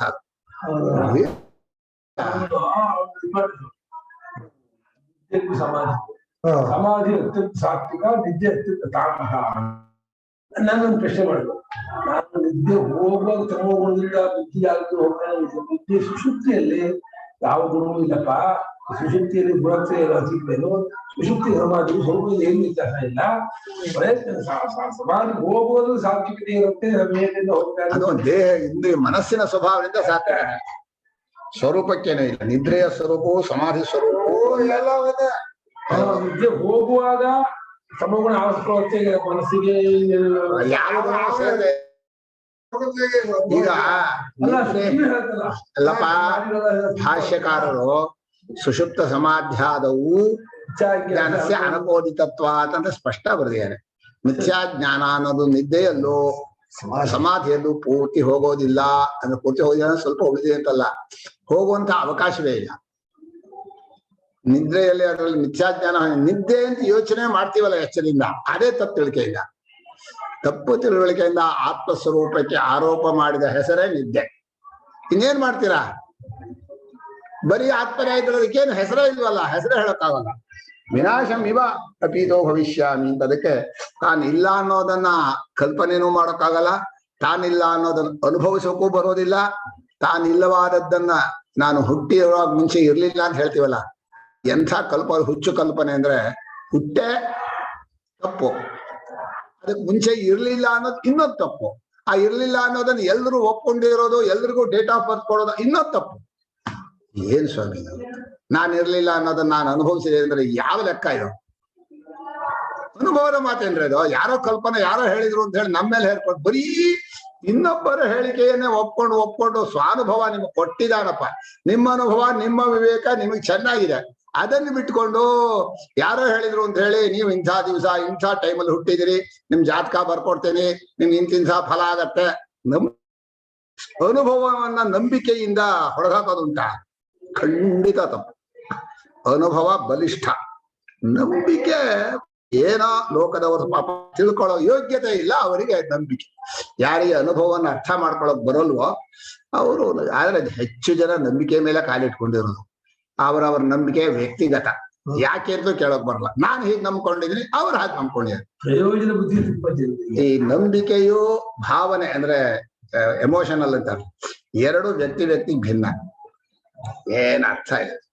ಸರಿ, ವೇದಾಂತವನ್ನು ಅಧ್ಯಯನ ಮಾಡಿದವರು, ಸಾಧು ಮಾರ್ಗದ ಜೊತೆಯಲ್ಲಿದ್ದವರು ಒಳ್ಳೆ ನಂಬಿಕೆ ಇರ್ತಾರೆ, ಒಳ್ಳೆ ಪ್ರೇಮ ಇರುತ್ತೆ ಅನ್ನೋ ಸರಿ, ಅದು ಸಾಧನ ದೃಷ್ಟಿಯಿಂದ. ಆದ್ರೆ ಒಟ್ಟು ಈಕ್ವಲ್ ಹೇಳಿದ್ರೆ ಎಲ್ಲಾ ನಂಬಿಕೆನೂ ಅಷ್ಟೇ, ವ್ಯಕ್ತಿ ಭಿನ್ನ. ಅಪೀತೋ ಅಪಿಗತೋ ಭವತಿ, ವಿನಾಶವನ್ನ ಸೇರಿ ಬಿಡ್ತಾನೆ ಅಂತ. ನಾನು ಇಲ್ಲವಾಗುವುದಕ್ಕೆ ಹೋಗಿ ಒಳಗಡೆ ಸೇರಿ ಬಿಡ್ತಾನೆ, ಇಲ್ಲವಾಗುವುದಕ್ಕಾಗಿ ಪ್ರಯತ್ನ ಮಾಡಿ ಇಲ್ಲವಾಗಿ ಬಿಡ್ತಾನೆ. ಇಲ್ಲವಾಗುವುದು ಅನ್ನೋದು ನನ್ನ ದೃಷ್ಟಿಯಲ್ಲಿ ಅನುಭವಕ್ಕೆ ಹೊಂದಲ್ಲ. ಆದ್ರೆ ಎಚ್ಚರದಲ್ಲಿ ಒಂದು ಆನಂದ ಬರಬೇಕಾದ್ರೆ ಆ ಅಹಂ ಅನ್ನೋದಿದೆಯಲ್ಲ, ಅದು ಇಲ್ಲವಾಗೋದು ಅನೇಕ ನಿಮಿತ್ತದಿಂದ. ಭಕ್ತಿಯಿಂದಲೂ ನಾನು ಅನ್ನೋದು ಇಲ್ವಾಗತ್ತೆ, ಸಂಗೀತದಲ್ಲೂ ನಾನು ಅನ್ನೋದು ಇಲ್ವಾಗತ್ತೆ, ತುಂಬಾ ಆನಂದವಾಗುವಂತಹ ಸಂದರ್ಭದಲ್ಲೂ ನಾನು ಅನ್ನೋದು, ಇನ್ನು ಏನೇನೋ ತಗೋತಾರಲ್ಲ ಡ್ರಗ್ಸ್ ಅದು ಇದು, ಆವಾಗ್ಲೂ ನಾನು ಅನ್ನೋದು ಇಲ್ಲ. ಅವನಿಗೆ ಅಷ್ಟು ಗೊತ್ತಿದೆ, ನಾನು ಅನ್ನೋದು ಇಲ್ವಾದ್ರೆ ನಂಗೆ ಸುಖ ಕಾಣಿಸುತ್ತೆ ಅಂತ ಅಷ್ಟೇ. ಅದು ಅದಕ್ಕೆ ಸಾಧನ ಇಟ್ಕೊಂಡಿಯಾನಲ್ಲ. ನಾನು ಹೇಗೆ ಇಲ್ಲ ಇಲ್ಲ, ನಾನು ಅನ್ನೋದು ಯಾವಾಗ್ಲೂ ಇರೋಲ್ಲ, ಅದು ವಿವೇಕದಿಂದ ಕಳ್ಕೋಬೇಕೇ ಹೊರತು ಡ್ರಗ್ಸ್ ಆಗ್ಲಿ ಇದಾಗ್ಲಿ ಅದೆಲ್ಲ ಟೆಂಪ್ರರಿ, ಅದು ಒಂಥರ ಚಟ, ದುರಭ್ಯಾಸ. ಆದ್ರೆ ಎಷ್ಟೋ ಚೆನ್ನಾಗಿ ಅವನು ಒಳ್ಳೆ ಸಾಧನ ಮಾಡಿ ಮನಸ್ಸನ್ನು ನಿರ್ಮಲ ಮಾಡ್ಕೊಳ್ತಾನೋ ಅಷ್ಟು ವಿವೇಕದಿಂದ ನಾನು ಅನ್ನೋದನ್ನ ಬಾಧೆ ಮಾಡ್ಕೋಬಹುದು, ಚೆನ್ನಾಗಿ ಮಾಡ್ಕೊಳ್ತಾನೆ. ಪ್ರೇಮದಿಂದಲೂ ಮಾಡ್ಕೊಳ್ತಾನೆ. ತಕ್ಕಿದಷ್ಟೇ ಅಂದಾಗ್ತಾ ಹೋಗೋದಿಲ್ಲ, ಎಷ್ಟೆಷ್ಟು ಬಿಟ್ಟು ಸಾತ್ವಿಕತೆಯಿಂದ ಅಹಂಕಾರ ತಗ್ಗದ್ದು ಅವಾಗ ಮುಳುಗಿದಾನೆ ಅಂತಾನೆ. ನಾನು ಅನ್ನೋದು ಮುಳುಗಿದ್ರೆ ಸಂತೋಷ ಅಂದ್ರೆ ಎದ್ಕೊಳತ್ತೆ. ನಮ್ಮ ಗುರುಗಳು ಆ ಭಕ್ತಿ ಚಂದ್ರಿಕೆಯಲ್ಲಿ ಮನುಷ್ಯನಿಗೆ ಒಂದು ಬುರುಕಿ ಅಂತೆ, ಆನಂದ ಸ್ವರೂಪನಾದ ಮನುಷ್ಯನಿಗೆ ಒಂದು ಬುರುಕಿ, ಯಾವುದೋ ಈಗೋ, ನಾನು ಅನ್ನೋದು. ಆ ಬುರುಕಿಯನ್ನ ತೆಗೆದ್ರೆ ಆನಂದ ತಾನಾಗೇ ಎದ್ಕೊಳತ್ತೆ. ಆ ಬುರುಕಿ ಭಕ್ತಿ ರಸ, ಭಗವಂತನ ಪ್ರೇಮ ಅನ್ನೋದು ಬಹಳ ಮುಖ್ಯ. ನಮ್ಮ ಜೀವನದಲ್ಲಿ ಭಗವಂತನ ಪ್ರೇಮ ಬಿಟ್ಟು ಇನ್ ಯಾವ ಪ್ರೇಮವೂ ಒಂದು ರೀತಿ ಭಗವಂತ ಪ್ರೇಮ ಅನ್ನೋದು ಅವ್ರಿಗೆ ಅರ್ಥ ಆಗಿಲ್ಲ. ಭಗವಂತ ಪ್ರೇಮ ಫೋಟೋ ಎಲ್ಲೂ ಅರ್ಥವಾಗಲ್ಲ. ಫೋಟೋನು ವಿಗ್ರಹ ಅದು ಸರಿಯಪ್ಪ. ಕಲ್ಪನೆ, ಪ್ರೇಮದ ಜೊತೆಯಲ್ಲಿ ಕಲ್ಪನೆಗಳಿವೆ, ಪ್ರೇಮದ ಜೊತೆಯಲ್ಲಿ ಆರೋಪಗಳಿವೆ. ಪ್ರೇಮ ಅನ್ನೋದು ಪರಿಶುದ್ಧವಾಗಬೇಕಾದ್ರೆ ಅನುಭವ ಬರ್ಬೇಕಾದ್ರೆ ಒಳ್ಳೆ ದಾರಿಗೆ ಬರ್ಬೇಕು. ಸುಲಭ ಅಲ್ಲ ಪ್ರೇಮ. ಭಗವಂತ ಅನ್ಸೋದೇ ಇಲ್ಲ. ಆ ಭಗವಂತ ಆತ್ಮ ಅಲ್ಲ, ಆತ್ಮ ಬುದ್ಧಿಯೇ ಪ್ರೇಮದ ಪರಾಕಾಷ್ಠ. ಏನ್ ನೀನ್ ಬೇರೆ ಅಲ್ಲ ನಾನ್ ಬೇರೆ ಅಲ್ಲ ಅಂತ ನಾವ್ ಹೇಳ್ತೀವಿ ಅಂದ್ರೆ ಅರ್ಥ ಏನೋ, ಅವನೇನ ಅಲ್ಲೂ ಆಗಿರೋಲ್ಲ. ವ್ಯವಹಾರದಲ್ಲೂ ನೀನೇ ನಾನು ಅನ್ನೋದು ಪ್ರೇಮದ ಪರಾಕಾಷ್ಠೆ ವ್ಯಾವಹಾರಿಕವಾಗಿ.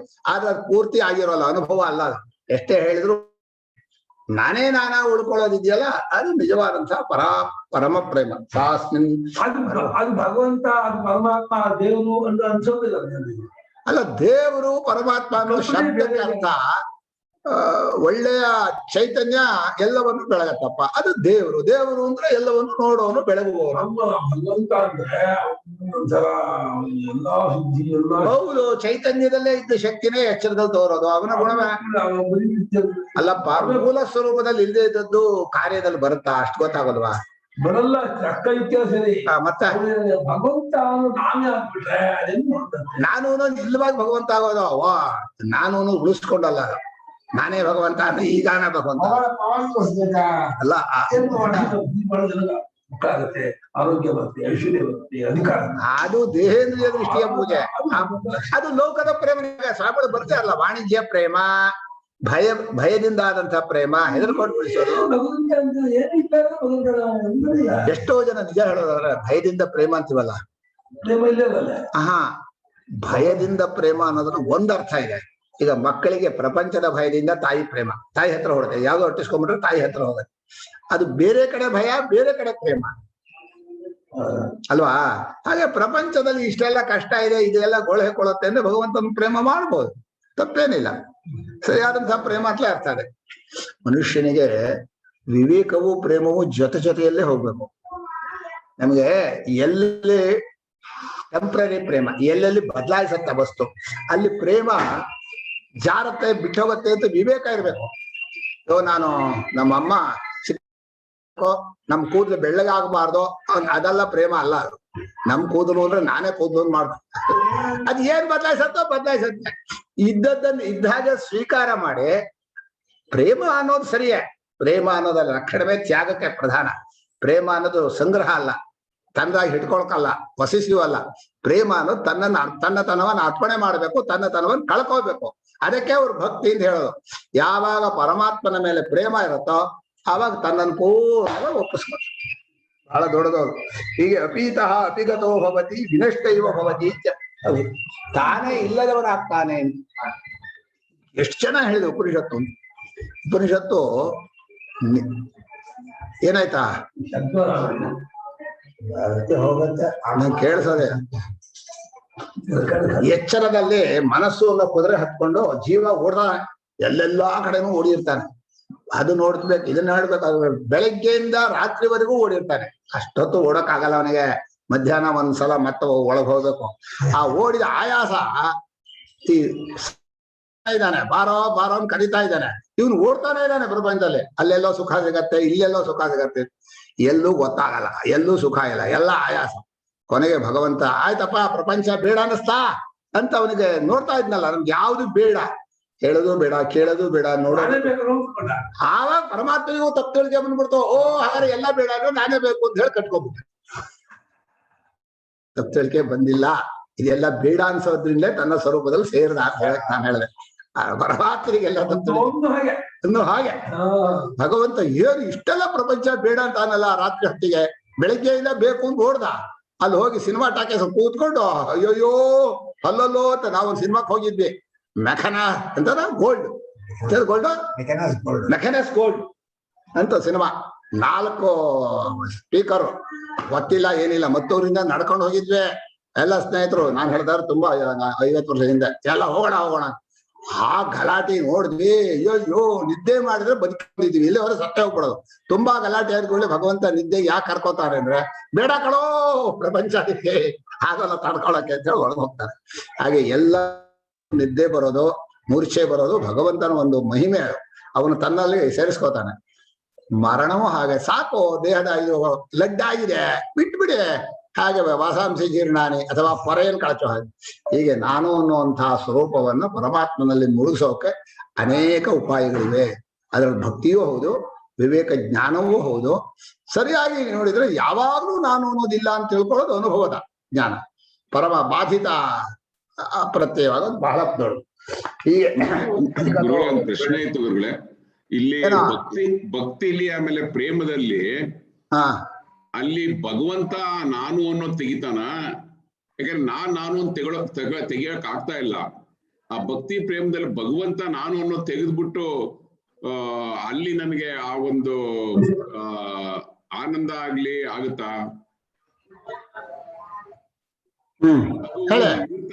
ಅದು ಒಂದು ಈ ಡ್ರಗ್ ಅಲ್ಲಿ ಮಾಡತ್ತಲ್ಲ, ಡ್ರಗ್ ಅಲ್ಲಿ ನಾನು ತೆಕ್ಕೊಳ್ಳಲ್ಲ, ಆ ಡ್ರಗ್ ತೆಗಿಯುತ್ತೇನೆ. ಅಲ್ಲ, ನಾನ್ ತಕ್ಕೊಳ್ತಾನೆ ತಾನಾಗಿ ಬಿಟ್ಟು ಹೋಗುತ್ತೆ ಸ್ವಾಮಿ. ಇದು ಬಿಟ್ಟೋಗೋದು ಅದು ಭಗವಂತಲ್ಲಿ ಭಕ್ತಿ ಇಟ್ಟಾಗ, ಪ್ರೇಮ ಇಟ್ಟಾಗ ಅದು ಬಿಟ್ಟೋಗುತ್ತೋ ಅದು ಭಗವಂತ ತೆಗಿತಾನ? ಅದು ಹೇಗಾಗುತ್ತೆ? ನೀವು ಭಕ್ತಿಯಲ್ಲಿ ಗೌಣ ಭಕ್ತಿ ಆದ್ರೆ ನಿಮ್ ಪ್ರಯತ್ನ, ಪರಾಭಕ್ತಿಯಲ್ಲೂ ನಿಮ್ ಪ್ರಯತ್ನ ಆದ್ರೆ ಅನುಭವ ರೂಪ ಇದೆ. ನೀವು ಮೊದಲು ಹೇಳಿದ್ರಲ್ಲಪ್ಪ, ನಿದ್ದೆ ಮಾಡೋಕ್ ಹೊಟ್ಟಾಗ ಬೆಳಿಗ್ಗೆಯಿಂದ ರಾತ್ರಿವರೆಗೆ ಪ್ರಪಂಚದ ಅಲ್ದಾಡಿರ್ತೀವಲ್ವಾ ಎಲ್ಲೆಲ್ಲೋ ಹೋಗಿ, ಅವಾಗ ಮನಸ್ಸಿಗೆ ಎಲ್ಲ ಬೇಡ ಅನ್ಸಿತ್ತೋ ಇಲ್ವಾ? ಬೇಡ ಅನ್ಸಿತ್ತು. ಬೇಡ ಅನ್ಸಿದ್ರ ಅರ್ಥ ಏನೋ? ಇದೆಲ್ಲ ಬೇಡ ಅನ್ಸಿದ್ಮೇಲೆ ತಾನೇ ಉಳ್ಕೋತಾನೆ. ನಾನು ಅನ್ನೋದು ತೆಗಿತಾನೆ ಅನ್ನೋ ಶಬ್ದಕ್ಕೆ ತಾನಾಗಿ ಆರ್ ಹೋಗುತ್ತೆ, ಅದಕ್ಕೇನು ಮಾಡಕ್ಕಾಗಲ್ಲ, ಅಷ್ಟೊತ್ತು ಇಟ್ಕೊಳಕ್ ಆಗಲ್ಲ ನಿಮ್ ಕೈಲಿ, ಅದನ್ನ ಸಾಕೋಕ್ ಬರಲ್ಲ. ನಿಮ್ಮ ಮನಸ್ಸಲ್ಲಿ ಎಷ್ಟೊತ್ತೋ ಅದರ ಶಕ್ತಿ ಇರುತ್ತೆ, ಆದ ಕೂಡಲೇ ಮತ್ತೆ ರೀಚಾರ್ಜ್ ಆಗ್ಬೇಕು. ರೀಚಾರ್ಜ್ ಅಂತ ನಾನು ಇದರ ಭಾಷೆಯಿಂದ ಹೇಳಿದೆ. ಮತ್ತೆ ಪರಮಾತ್ಮನ ಸ್ವರೂಪದಲ್ಲಿ ಅದ್ಬೇಕು, ಆವಾಗ್ಲೇ ಅದಕ್ಕೆ ಪುನಃ ಆ ಚೈತನ್ಯ ಮಾಡೋ ಕೆಲಸದ ಶಕ್ತಿ ಎಲ್ಲ ಬರೋದು, ಪ್ರಾಣ ಶಕ್ತಿ. ಬಿಡಿಸ್ಕೊಳಕ್ ಆಗ್ತಾ ಇಲ್ಲ. ಈಗ ಪರಮಾತ್ಮ ಮಾಡೋದ್ನೋ ನಾನು ಬೇರೆ ಹೇಳ್ತಾ ಇಲ್ಲಮ್ಮ, ನಾನು ಪರಮಾತ್ಮ ಅಂತ ಬೇಡ್ತಾ ಇದ್ದೇವೆ. ಪರಮಾತ್ಮನು ಸಾಕ್ಷಿಯಾಗಿ ನಮ್ಮ ಸ್ವರೂಪದಲ್ಲಿ ಹೃದಯದಲ್ಲಿ ಇದ್ದಾನೆ. ಅವನು ನಮ್ಮ ನಾನು ಅನ್ನೋದನ್ನು ನೋಡ್ತಾ ಇದ್ದಾನೆ. ಈಗ ನಾನೇನಾಗಿದ್ದೀನಿ ಅಂತ ಆ ನಾನು ಅನ್ನೋದು ಹಾರಾಡ್ತಾ ಇದೆ ಪ್ರಪಂಚದಲ್ಲಿ ಬೆಳಗ್ಗೆಯಿಂದ ರಾತ್ರಿವರೆಗೂ. ನೀವು ರಾತ್ರಿ ಕೂತ್ಕೊಂಡು ನಾನು ಏನೇನ್ ಮಾಡಿದೆ ಅಂತ ಯೋಚನೆ ಮಾಡ್ತೀರಲ್ಲ, ಆ ಯೋಚನೆ ಮಾಡೋ ಬಲ ಕೊಡೋದು ಯಾರು? ಒಳಗಿನ ಸಾಕ್ಷಿ ತಾನೆ. ಆಗ ಏನಾಗತ್ತೆ, ನಿದ್ದೆ ಮಾಡೋದನ್ನ ಬಿಟ್ಟು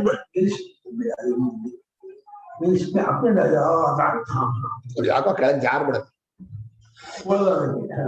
ಆಗ ನಾನು ಅನ್ನೋದು ಒಂದು ರೀತಿ ವ್ಯವಹಾರಿಕ ತಾನಾಗೆ ಬಿಟ್ಟು ಹೋಗುತ್ತೆ. ಯಾರೋ ಕೇಳಿದ್ರು ನಿದ್ದೆ ಮಾಡೋದಕ್ಕೆ ಏನ್ ಮಾಡ್ಬೇಕು ಅಂತ, ಏನ್ ಉತ್ತರ ಹೇಳ್ತೀರಾ? ಅಷ್ಟೇ, ನಾನು ಅನ್ನೋದು ಬಾಧೆ ಆಗಾದ್ರೆ ನಾನು ಬಿಟ್ಟು ಹೋಗೋದೇ ನಿದ್ದೆ ಬರೋದು. ನಿದ್ದೆ ಅನ್ನೋದು ಹೊಸ ಬರೋದಲ್ಲ. ಅದು ನಾವು ಏನ್ ಮಾಡ್ತೀವಿ ಅಂದ್ರೆ ನಾನು ಅನ್ನೋದ ನಾವು ಮುಳುಗಾಗ್ತಾನೆ ಅನ್ನೋವಾಗ ಏನೋ ಒಂದು ಮಾಡ್ತಾನೆ ಅಂತ. ನಿಜ, ಪರಮಾತ್ಮನ ಏನೂ ಮಾಡೋಲ್ಲ ಅನ್ನೋದು ನಿಜ. ಆದ್ರೆ ನಾನು ಅನ್ನೋ ವೇಷ ಹಾಕಿರೋ ನಾವು ಅದ್ರಲ್ಲಿ ಏನೂ ಸುಖ ಇಲ್ಲ ಅಂತ ಗೊತ್ತಾದ್ಮೇಲೆ ಆ ವೇಷವನ್ನು ಕಳ್ಸ್ಕೋಬೇಕಾಗತ್ತೆ. ಇಲ್ಲವ್ರೆ ಹುಚ್ಚಿಡಿಯತ್ತೆ ಬುದ್ಧಿಗೆ. 2 ದಿವಸ ನಿದ್ದೆ ಮಾಡದೆ ಇರ್ರಿ, ಗೊತ್ತಾಗತ್ತೆ ಏನಾಗತ್ತೆ ಅಂತ. 2 ದಿವಸ ಅಂತೆ ನಮ್ಮವರಿಗೆಲ್ಲ ಮಧ್ಯಾಹ್ನ ನಿದ್ದೆ ಮಾಡದೆ ಹೋದ್ರೆ ಸಂಜೆ ಹುಚ್ಚಿಡ್ದೋಗತ್ತೆ. ಅಯ್ಯೋ ಇವತ್ತು ಮಧ್ಯಾಹ್ನ ನಿದ್ದೆ ಇಟ್ಬಿಟ್ಟಿದೀವಿ, ಏನು ಅರ್ಥ ಆಗಲ್ಲ, ನಿದ್ದೆ ಬರ್ತಾ ಇದೆ. ದಿನಾ ನಿದ್ದೆ ಮಾಡೋರು ಉಂಟು, ನಾನು ನೋಡಿದ್ದೀನಿ.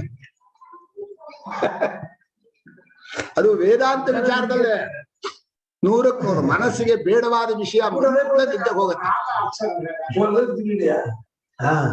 ನೀವ್ ಕೇಳಿದ ಪ್ರಶ್ನೆಯಲ್ಲಿ ಪರಮಾತ್ಮನ ಎಳ್ಕೋತಾನೆ ಅಂತ ಹೇಳೋದು ನಾನ್ ಮಾಡಿದ ಆರೋಪ. ಪರಮಾತ್ಮ ಎಳ್ಕೋತಾನೆ ಅಂತ ಅರ್ಥ ಅಲ್ಲ. ನಾನು ಅನ್ನೋದು ಕರಗೋಗತ್ತಪ್ಪ, ಅಷ್ಟೇ ಅದಕ್ಕೆ ಇರೋದು. ಅದು ವಯಸ್ಸಾಗ್ತಾ ಇನ್ನೂ ಕಡಿಮೆ ಶಕ್ತಿ. 2 ಗಂಟೆಗೆ ನಿದ್ದೆ ಬರುತ್ತೆ, ಕೊನೆಗೆ ಪೂರ್ಣ ನಿದ್ದೆ ಹೋಗ್ತೀವಿ. ಚಿರನಿದ್ದೆಯಲ್ಲಿ ಒಂದಾದನು ಅಂತ ಹೇಳ್ತಾರೆ. ಚಿರನಿದ್ದೆಯಲ್ಲಿ ಒಂದಾದನು ಅಂದ್ರೆ ಆಯ್ತು, ಆ ಮನಸ್ಸಿಗೆ ಇನ್ನೇನು ಶಕ್ತಿ ಇಲ್ಲ, ಯಾವ ಇದನ್ನು ಹೇಳ್ಕೊಳಲ್ಲ, ಮುಗೀತು. ಸೊ ಎಲ್ಲ ಇದ್ರಲ್ಲೂ ಈ ನಾನು ಅನ್ನೋದು ನಾನೇ ಬಿಡ್ಕೋಬೇಕು. ಕರೆಕ್ಟ್, ಸರಿಯಾ? ಎಲ್ಲ ಇದ್ರಲ್ಲೂ ನಾನೇ ಪ್ರಧಾನವಾಗಿ ಹಿಡ್ಕೊಂಡು ಹೋಗೋದು. ಹೌದು, ಈಗ ಜೀವನ ಮೂಲ ರೂಪವೇ ಅದು ಜೀವತ್ವ ಅಂತ ಹೇಳ್ತೀವಲ್ಲ. ಜೀವತ್ವ ಇರೋದೇ ನಾನು ಅನ್ನೋದಲ್ಲೇ, ಎಲ್ಲ ಇರೋದು ನನಗಾಗಿ. ನಾನಾಗಿ ಇಲ್ಲದೆ ಹೋದ್ರೆ ಯಾತಕ್ ಬೇಕು? ಹೌದು, ನನಗಾಗಿ ಲೋಕ ಯಾರಲ್ಲ ಅಂತಾರ. ಸ್ವಾರ್ಥ ಪರಾರ್ಥ ಅನ್ನೋ ವಿಷಯ ಬೇರೆ, ಅದು ಅನುಭವ. ಹೌದು, ಆದ್ರೆ ಯಾವ ನಾನಿಗಾಗಿ ಅನ್ನೋ ವಿಷಯ ಬೇರೆ. ನನಗಾಗಿ ಲೋಕನೂ ಕರೆಕ್ಟು, ನನಗಾಗಿ ಹೆಂಡತಿ ಮಕ್ಕಳು, ನನಗಾಗಿ ಆಸ್ತಿ ಅನುಭವ ಅಲ್ವಾ ಅದು. ಇಟ್ಕೋಬೇಕೆ ಬಿಡ್ಬೇಕೆ, ತ್ಯಾಗ ಮಾಡ್ಬೇಕು ಅಂದ್ರೆ ಯಾರಿಗೆ ತ್ಯಾಗ ಮಾಡ್ತಾರೋ ಅವ್ರು ನಮ್ಮವರಾದ್ರು ಹೌದು ಅಲ್ವೋ? ನಮ್ಮವರಾಗ್ಬೇಕಾದ್ರೆ ಒಂದ್ ನಾನೇ ಇರುತ್ತೋ ಇಲ್ವೋ? ಅದೆಲ್ಲ ಸುಮ್ನೆ ಇನ್ನೊಬ್ಬರಿಗೆ ತ್ಯಾಗ ಮಾಡ್ತೀವಿ, ಇನ್ನೊಬ್ಬರಿಗೆ ಯಾರು ತ್ಯಾಗ ಮಾಡಲ್ಲ, ತಮ್ಮವರಿಗೆ ತಾವು ತ್ಯಾಗ ಮಾಡೋದು. ಅದೆಲ್ಲ ಹೇಳೋ ಭಾಷೆ, ಹೊರಗಡೆ ತೋರಿಸ್ಕೊಳ್ಳೋ ವೇಷ. ಯಾರು ಮತ್ತೊಬ್ಬರಿಗೆ ಮಾಡ್ತೀವಿ ಅನ್ನೋ ಈಗೋ ಇದೆಯಲ್ಲ, ಅದು ಹುಟ್ಟಾಕೊಂಡಿರೋದು. ಹಾಗಾಗಿ ತಾನು ತನಗಾಗಿಯೇ ಮಾಡೋದು, ತನ್ನದೇ ಆದ ಸ್ವರೂಪಕ್ಕೆ ಮಾಡೋದು. ತನ್ನವರು, ತಮ್ಮ ಜನ, ತನ್ನ ಲೋಕ, ತನ್ನ ಭಾಷೆ ಅಷ್ಟೇ ಮಾಡ್ತೀವಿ. ಮಾಡ್ಕೊಂಡ್ರೆ ಏನು ಮಾಡಕ್ಕಾಗಲ್ಲ ಯಾರಿಗೂ. ವಿನಷ್ಟ ಇವ ಭವತಿ ಇತ್ಯಭಿಪ್ರಾಯ. ಜ್ಞಾನೇ ಹಿ ಸತಿ ಜ್ಞಾತು ಸದ್ಭಾವೋ ಅವಗಮ್ಯತೆ ನ ಅಸತಿ ಜ್ಞಾನೇ. ಜ್ಞಾನೇ ಹಿ ಸತಿ ಜ್ಞಾತು ಸದ್ಭಾವೋ ಅವಗಮ್ಯತೆ ನ ಅಸತಿ ಜ್ಞಾನೇ. ಅರಿವಿದ್ರೆ ನಾನಿದ್ದೀನಿ ಅಂತ ಅರಿವಿದ್ರೆ ನಾನಿದ್ದೀನಿ ಅಂತ ಆಗತ್ತೆ. ನಾನಿದ್ದೀನಿ ಅಂತ ಅರಿವಲ್ಲದೆ ಹೋದ್ರೆ ನಾನೆಲ್ಲಿ ಇರ್ತೀನಿ ನಾನು ಅಂದವನು. ಅರಿವಿನಿಂದಲೇ ಅಸ್ತಿತ್ವ ಅಂತ ಒಂದು ಮಾನಾಧೀನ ಮೇಸಿದ್ದಿ. ಅರಿವಿಗೆ ಕಾಣದೇ ಇರೋ ವಸ್ತು ಇದೆ ಅಂದ್ರೆ ಅವನಿಗೆ ಬುದ್ಧಿ ಸರಿ ಇಲ್ಲ ಅಂತ ಅರ್ಥ. ಯಾರ ಅರಿವಿಗೂ ಕಾಣದ ಏನೋ ಒಂದು ಪದಾರ್ಥ ಇದೆ ಅಂದ್ರೆ ಯಾವ ಪದಾರ್ಥಗಳು ಒಂದು ರೀತಿ ಬೌದ್ಧರ ವಾದದಲ್ಲಿ ವಿಜ್ಞಾನವಾದಿಗಳು ಕರೆಕ್ಟ್ ಅಂದ್ರೆ ನಮ್ಮ ಅರಿವಿ ಆದ್ರೆ ಮನಃಪ್ರತ್ಯಯ ಅಂತಾರೆ, ತಪ್ಪು ಸ್ವಲ್ಪ ಹಿಂದಕ್ಕೆ ಹೋಗ್ಬೇಕಾಯ್ತದೆ. ಅರಿವಿಗೆ ಗೋಚರವಾಗದೇ ಇದ್ದರೂ ಅದಕ್ಕೆ ಅಸ್ತಿತ್ವವನ್ನು ಕೊಡುವಂತಹ ದಡ್ಡತನ ಜೀವನದಲ್ಲಿ ಮಾಡಬಾರದು. ಅರ್ಥವಾಯ್ತಾ? ಅರಿವಿಗೆ ಕಾಣದೇ ಹೋದ್ರೆ ಅದನ್ನ ನಾವು ಇಷ್ಟಪಡೋಕ್ಕೂ ಆಗಲ್ಲ. ಆಯ್ತಾ? ನಾವು ನಮ್ಗೆ ಗೊತ್ತಿಲ್ಲದೆ ಇರೋದನ್ನ ಇಷ್ಟಪಡೋದು ಅಂದ್ರೆ ಇಷ್ಟಪಡೋಕ್ಕಾಗತ್ತೆ ಅಂದ್ರೆ ಪ್ರೀತಿಸೋಕ್ಕಾಗತ್ತ? ಆಗಲ್ಲ. ಅದ್ರ ಅರಿವು ಜೀವನದ ಬೇಸಿಕ್, ಅದು ಆಧಾರ. ಆದ್ರಿಂದ ನಾನಿದ್ದೀನಿ ಅಂತ ಅರಿವಿಲ್ಲ ಅಂದ್ರೆ ನಾನಿಲ್ಲ ಅಂತ ಅರ್ಥ ಅಲ್ವಾ ಅಂತ ಅವನು. ಹಾಗರ್ಥ ಅಲ್ಲ ಅಂದ್ರು. ನಾನಿದ್ದೀನಿ ಅನ್ನೋ ಅರಿವು ಬುದ್ಧಿಗತವಾದ ಅರಿವೊಂದು, ಇದೀನಿ ಇಲ್ಲ ಅನ್ನೋ ಎರಡನ್ನೂ ಬಿಟ್ಟಂತಹ ಸ್ವರೂಪದ ಅರಿವೊಂದು. ಅವನಿಗೆ ಆ ವಿವೇಕ ಬಂದಿಲ್ಲ. ಸುಷುಪ್ತಿಯಲ್ಲಿ ತಾನಿಲ್ಲ ಅನ್ನೋದನ್ನ ಅರಿವು ಮಾಡ್ಕೊಳ್ಳೋ, ತಾನಿಲ್ಲ ಅನ್ನೋದನ್ನ ಎಚ್ಚರದಲ್ಲೇ ಮಾಡಕ್ಕಾಗಲ್ಲ. ಇನ್ನು ಸುಷುಪ್ತಿ ಹೋಗಿ ಮಾಡ್ಕೋತಾನ ಅವನು. ಇಲ್ಲ ಅನ್ನೋ ಅರಿವನ್ನ ಯಾರು ಮಾಡ್ಕೋತಾನೋ, ಯಾವುದ್ರ ಬಗ್ಗೆ ಇಲ್ವೋ ಅದು ಇಲ್ಲ ಅಂತ ಹೇಳಿ ಪರವಾಗಿಲ್ಲ. ತಾನು ಮಾಡ್ಕೊಳ್ಳೋ ತಾನೇ ಇಲ್ಲ ಅನ್ನೋಕ್ಕಾಗೋಲ್ಲ. ಎಚ್ಚರ ಇಲ್ಲ, ಸರಿ, ಎಚ್ಚರ ಇಲ್ಲ ಅನ್ನೋ ಅರಿವಿದೆ, ಬೇಕಾದ್ರೆ ಯಾವಾಗಲೂ ಎಚ್ಚರ ಇರ್ಲಿಲ್ಲ ಅಂತ ಬೇಕಾದ್ರೂ ಹೇಳಿ ಒಪ್ಕೋತೀವಿ. ಆದ್ರೆ ನಾನಿರ್ಲಿಲ್ಲ ಅನ್ನೋದು ಅರಿವನ್ನು ಮಾಡ್ಕೊಳ್ಳೋಕ್ ನಮ್ಮ ಕೈಲಿ ಆಗಲ್ಲ. ಅವನು ಹೇಳ್ತಾ ಇದ್ದಾನೆ, ನಾನು ಇದೀನಿ ಅನ್ನೋದು ಅರಿವು ಮಾಡ್ಕೊಂಡಿಲ್ಲ, ಆದ್ರೆ ನಾನಿಲ್ಲ ಅಂದವನು.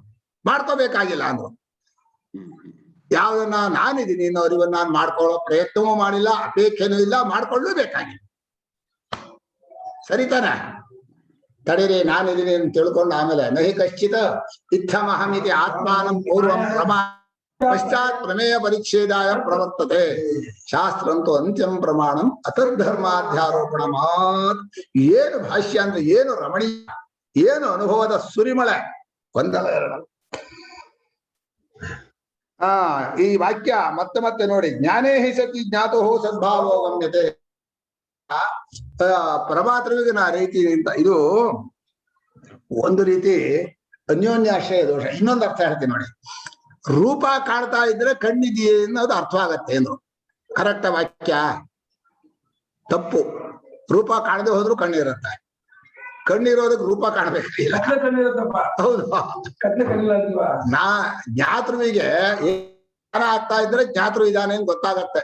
ನನಗೆ ಏನಾದ್ರೂ ಕಾಣಿಸ್ತಾ ಇದ್ರೆ ನಾನಿದ್ದೀನಿ ಗೊತ್ತಾಗತ್ತೆ ಅಂದ್ರೆ ಇನ್ನೊಂದು ನಾನು ಕಾಣಿಸೋದು ಬೇರೊಂದನ್ನು ಕಾಣ್ಬೇಕಾ? ನಾನು ನನ್ನ ಅಸ್ತಿತ್ವಕ್ಕೆ ಮತ್ತೊಂದರ ಅರಿವು ಯಾತಕ್ ಬೇಕು ನನಗೆ? ಈ ತ್ರಿಪುಟಿಯಲ್ಲಿ ಒಂದು ರೀತಿ ಹಾಗೆ ಇದೆ. ಪ್ರಮಾತೃ, ಪ್ರಮಾಣ, ಪ್ರಮೇಯ. ಪ್ರಮಾತೃವಿನ ಅಸ್ತಿತ್ವಕ್ಕೆ ಪ್ರಮಾಣ ಪ್ರಮೇಯಗಳ ವ್ಯವಹಾರ ನಡೀತಾ ಇದ್ರು ಮಾತ್ರ ಅಂದ್ರೆ ಒಂದು ರೀತಿ ಸರಿ, ಗೊತ್ತಾಗಬೇಕಾದ್ರೆ ಪ್ರಮಾಣಗಳನ್ನು ಪ್ರಯೋಗಿಸಿದ್ರೆ ಒಂದು ಪರಮಾತ್ಮ ಗೊತ್ತಾಗತ್ತೆ. ಆದ್ರೆ ತಾನಿದ್ದೀನಿ ಅಂತ ಅರಿತುಕೊಳ್ಳೋಕೆ ಅರಿವು ಅಂತ ಮಾಡ್ಕೋಬೇಕಾದ್ರೆ ಮೂರ್ ಇರ್ಲೇಬೇಕಲ್ವ ಗುರುಗಳೇ? ಅರಿವು ಅನ್ನೋ ಶಬ್ದಕ್ಕೆ ಅರ್ಥ ಇರಲ್ಲ. ಅರಿವು ಅನ್ನೋದು ಬುದ್ಧಿಯಲ್ಲಿ ಇರುವಂತಹ ಅರಿವೆ, ನಂಗೆ ಗೊತ್ತಾಗ್ತಾ ಇದೆ ಅಂತ ಹೇಳ್ತೀರ ನೀವು, ಅರ್ಥವಾಗತ್ತೆ ಅಂತೀರಲ್ಲ, ಅದೇ ಅರಿವು. ಗೊತ್ತಾಯ್ತು ಅರ್ಥವಾಯ್ತು, ಜ್ಞಾತಂ ಮಾಲೂಮ್ ಹುವಾ. ಸಂಸ್ಕೃತ, ಇಂಗ್ಲಿಷು, ಕನ್ನಡ ಎಲ್ಲ ಹೇಳ್ತಾ ಇರೋದು ಕ್ರಿಯಾರೂಪವಾದ ಅರಿವು ನನ್ಗೆ ಆಗ್ತಾ ಇದೆ. ಹೌದು, ಸ್ವರೂಪದ ಅರಿವು ಬೇರೆ. ಆದ್ರೆ ಅವನ ಅನ್ಕೊಂಡಿರೋದು ಹಾಗೆ ನಾನು ಇದೀನಿ ಬೇಕಾದ್ರೆ ಬುದ್ಧಿಗತವಾದ ಅರಿವಿದ್ರೆ ನಾನು ಇರ್ತೀನಿ, ಇಲ್ಲದೆ ಹೋದ್ರೆ ಇರೋದಿಲ್ಲ ಅಂದ. ಆದ್ರಿಂದ ಜ್ಞಾತು ಜ್ಞಾನಸ್ಯ ಸದ್ಭಾವೇ ಜ್ಞಾನೇ ಹಿ ಸತಿ. ಜ್ಞಾನ ಅನ್ನೋದು ಇದ್ದಾಗಲೇ ಜ್ಞಾತೃವಿನ ಇರುವಿಕೆ ಗೊತ್ತಾಗತ್ತೆ. ಜ್ಞಾನವೇ ಇಲ್ಲದೆ ಹೋದ್ರೆ ಜ್ಞಾತೃ ಇದ್ದಾನೆ ಅಂತ ಹೇಗೆ ಗೊತ್ತಾಗತ್ತೆ ಅಂದ್ರೆ ಜ್ಞಾತೃವಿಗೆ ಜ್ಞಾನ, ಆದ್ರೆ ಜ್ಞಾತೃವಿನ ಅಸ್ತಿತ್ವ ಜ್ಞಾನದಿಂದ ಆಗ್ತಾನೆ. ಎಷ್ಟರ ಮಟ್ಟಿಗೆ ಕರೆಕ್ಟ್ ಇದೆ? ಇಂದ್ರ ನಾನು ಇಂದ್ರನ ಅರಿತಾ ಇದ್ರೆ ನಾನು ಇದೀನಿ ಅಂತ ಅರ್ಥ ಆಗತ್ತೆ. ನನ್ನನ್ನು ಯಾರಾದ್ರೂ ನೋಡ್ತಾ ಇದ್ರೆ ನನ್ನ ಅಸ್ತಿತ್ವ ಅರ್ಥವಾಗತ್ತೆ. ಯಾರು ನನ್ನ ನೋಡ್ಲಿಲ್ಲ ಇನ್ನೋದೇ ಗೊತ್ತಾಗಲ್ಲ ನನಗೆ ಅಂದ್ರೆ ಏನು ಹೆಡ್ಡ ನಾವ್ ಇರೋದಕ್ಕೆ ಯಾರಾದ್ರೂ ಬಂದು ನೋಡ್ಬೇಕಾ? ಅಯ್ಯೋ, ಇದೀ ಮೋಹಕ್ಕೆ ಅರ್ಥ ಇಲ್ಲ. ನಮ್ ಗುರುಗಳು ಒಂದು ಪರಮಾರ್ಥ ಚಿಂತಾಮಣಿಯಲ್ಲಿ ಒಂದು ವಾಕ್ಯ ಬರ್ದಿದ್ದಾರೆ, ಒಂದರ ಇರುವಿಕೆಗೆ ಎಲ್ಲರೂ ನೋಡಿದ್ದು ಮಾತ್ರ ಇರುತ್ತೆ ಎಂದು. ಬಹಳ ಜನ ನೋಡಿದ್ರೆ ಅದಕ್ಕೆ ಇರುವಿಕೆ. ಹಾಗಾದ್ರೆ ಒಂದು ವಸ್ತು ಇದೆ ಅಂದ್ರೆ ಎಲ್ಲರನ್ನೂ ಕರ್ಕೊಂಡ್ಬಂದು ನೋಡ್ರಪ್ಪ ನೀವೆಲ್ಲ ನೋಡಿದ್ಮೇಲೆ ನಾನು ಅದು ಇದೀನಿ ಅಂತ ಒಪ್ಕೋತೀನಿ ಯಾರು ಹೋಗ್ತಾರ? ಅಲ್ವಾ? ಎಲ್ಲರೂ ಅಂದ್ರೆ ಪ್ರಪಂಚ ಎಲ್ಲರೂ ಬಂದು ಒಂದು ವಸ್ತು ನೋಡಿ ಇದೆ ಅಂತ ಆಗತ್ತ? ಎಲ್ಲರೂ ನೋಡಿದ್ದಿದೆ ಅನ್ನೋದು ತಪ್ಪು. ಏನೋ ನಮ್ಗೆ ಪ್ರಯೋಜನ ಆಗೋದ್ರಿಂದ ಅದಕ್ಕೆ ಅಸ್ತಿತ್ವ ಇದೆ ಅನ್ನೋದು ತಪ್ಪು. ಬಹಳ ಚೆನ್ನಾಗಿ ಮಾಡಿದ್ವಿ ವಿಮರ್ಶೆ, ಅನುಭವಪೂರ್ವಕ ವಿಮರ್ಶೆ ಗಟ್ಟಿ. ಅಸ್ತಿತ್ವಂ ಅವನಾಸತಿ ಜ್ಞಾನ ನಚ ಸುಷುಪ್ತಸ್ಯ ಜ್ಞಾನಂ ದೃಶ್ಯತೆ. ನಿದ್ದೆಯಲ್ಲಿದ್ದವನಿಗೆ ಓದಪ್ಪ. ಸುಷುಪ್ತಸ್ಯ ಜ್ಞಾನಂ ದೃಶ್ಯತೆ. ನಿದ್ದೆಯಲ್ಲಿದ್ದವನಿಗೆ ಅರಿವು ಅನ್ನೋದು ಕಾಣಿಸ್ತಾ ಇಲ್ಲ. ಯಾವ ಅರಿವು ಕಾಣಿಸ್ತಾ ಇಲ್ಲ? ಎಚ್ಚರದ ಅರಿವು ಕಾಣಿಸ್ತಾ ಇಲ್ಲ.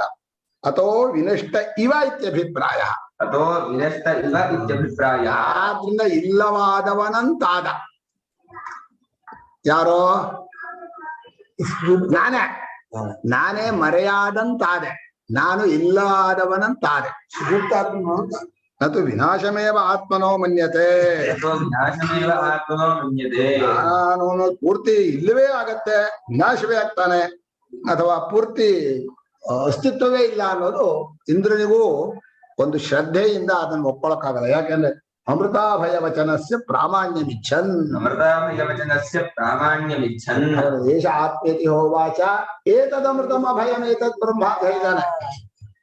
ಪ್ರತಿ ಪರ್ಯಾಯದಲ್ಲೂ ಪ್ರಜಾಪತಿ ಉಪದೇಶ ಮಾಡುವಾಗ ಈ ಆತ್ಮನಿದಾನಲ್ಲ, ಇವನು ಅಮೃತ, ಇವನು ಅಭಯ, ಈ ಎರಡು ಗುಣವನ್ನು ಬಹಳ ಮುಖ್ಯವಾಗಿ ಹೇಳಿದ್ದಾನೆ. ಅಂದ್ರೆ ಸಾವಿಲ್ಲದವನು, ಎಂದು ಮರೆಯಾಗದವನು, ಎಂದು ಇಲ್ಲವಾಗುವನಲ್ಲ, ಇಲ್ಲವಾಗುವಂಥವನಲ್ಲ ಅಂತ ಹೇಳಿ ಅಮೃತ ಅಭಯ ಅಂತ ಹೇಳಿದ್ರಿಂದ ಆ ವಾಕ್ಯದಲ್ಲಿ ಶ್ರದ್ಧೆ ಇದೆ. ಅಂಥ ಆತ್ಮನ ಹೇಳ್ತಾ ಇದ್ದಾನೆ. ಆದ್ರೂ ಕೂಡ ಇಂದ್ರನಿಗೆ ತನ್ನ ಎಚ್ಚರದ ದೃಷ್ಟಿ ಹೋಗಿಲ್ಲ. ಮನುಷ್ಯನಿಗೆ ಎಲ್ರಿಗೂ ಗೊತ್ತಾದ ಹಾಗೆ ನನಗೆ ಗೊತ್ತಾಗಬೇಕು ಅಂತ ಈಗೋ ಹಿಡ್ಕೊಂಡೇ ಅವನ್ ಪ್ರಯತ್ನ. ಇನ್ನು ಯಾವ ಸ್ವರೂಪವನ್ನು ಗೊತ್ತಾದ ಮೇಲೆ ಗೊತ್ತಾಯ್ತು ಗೊತ್ತಾಗ್ಲಿಲ್ಲ ನಾನು ತಿಳ್ಕೊಂಡೆ ಎಲ್ಲ ಹೋಗ್ಬಿಡುತ್ತೆ. ಅದನ್ನ ನಾನು ಜ್ಞಾನಿ ಆದವನು ಗೊತ್ತಾಯ್ತು ಅಂತ ಹೇಳಕ್ ಬರಲ್ಲ. ನಾನು ಅನ್ನೋದೇ ಇರಲ್ಲ, ಇನ್ನೆಂತ ಗೊತ್ತಾಗೋದು ಅಂತ ಹೇಳಲ್ಲ. ಗೊತ್ತಾದ್ಮೇಲೆ ನಾನು ಉಳ್ಕೊಂಡಿದ್ದೆ ನಂಗೆ ಗೊತ್ತಾಯ್ತು ಅಂತ ಹೇಳ್ಬಹುದು. ನಾನು ಅನ್ನೋದೇ ಇರಲ್ಲ, ನಂಗೆ ಗೊತ್ತಾಯ್ತು ಅಂತ ಹೇಳಕ್ ಬರತ್ತಾ? ಹೇಳಕ್ ಬರೋದಿಲ್ಲ.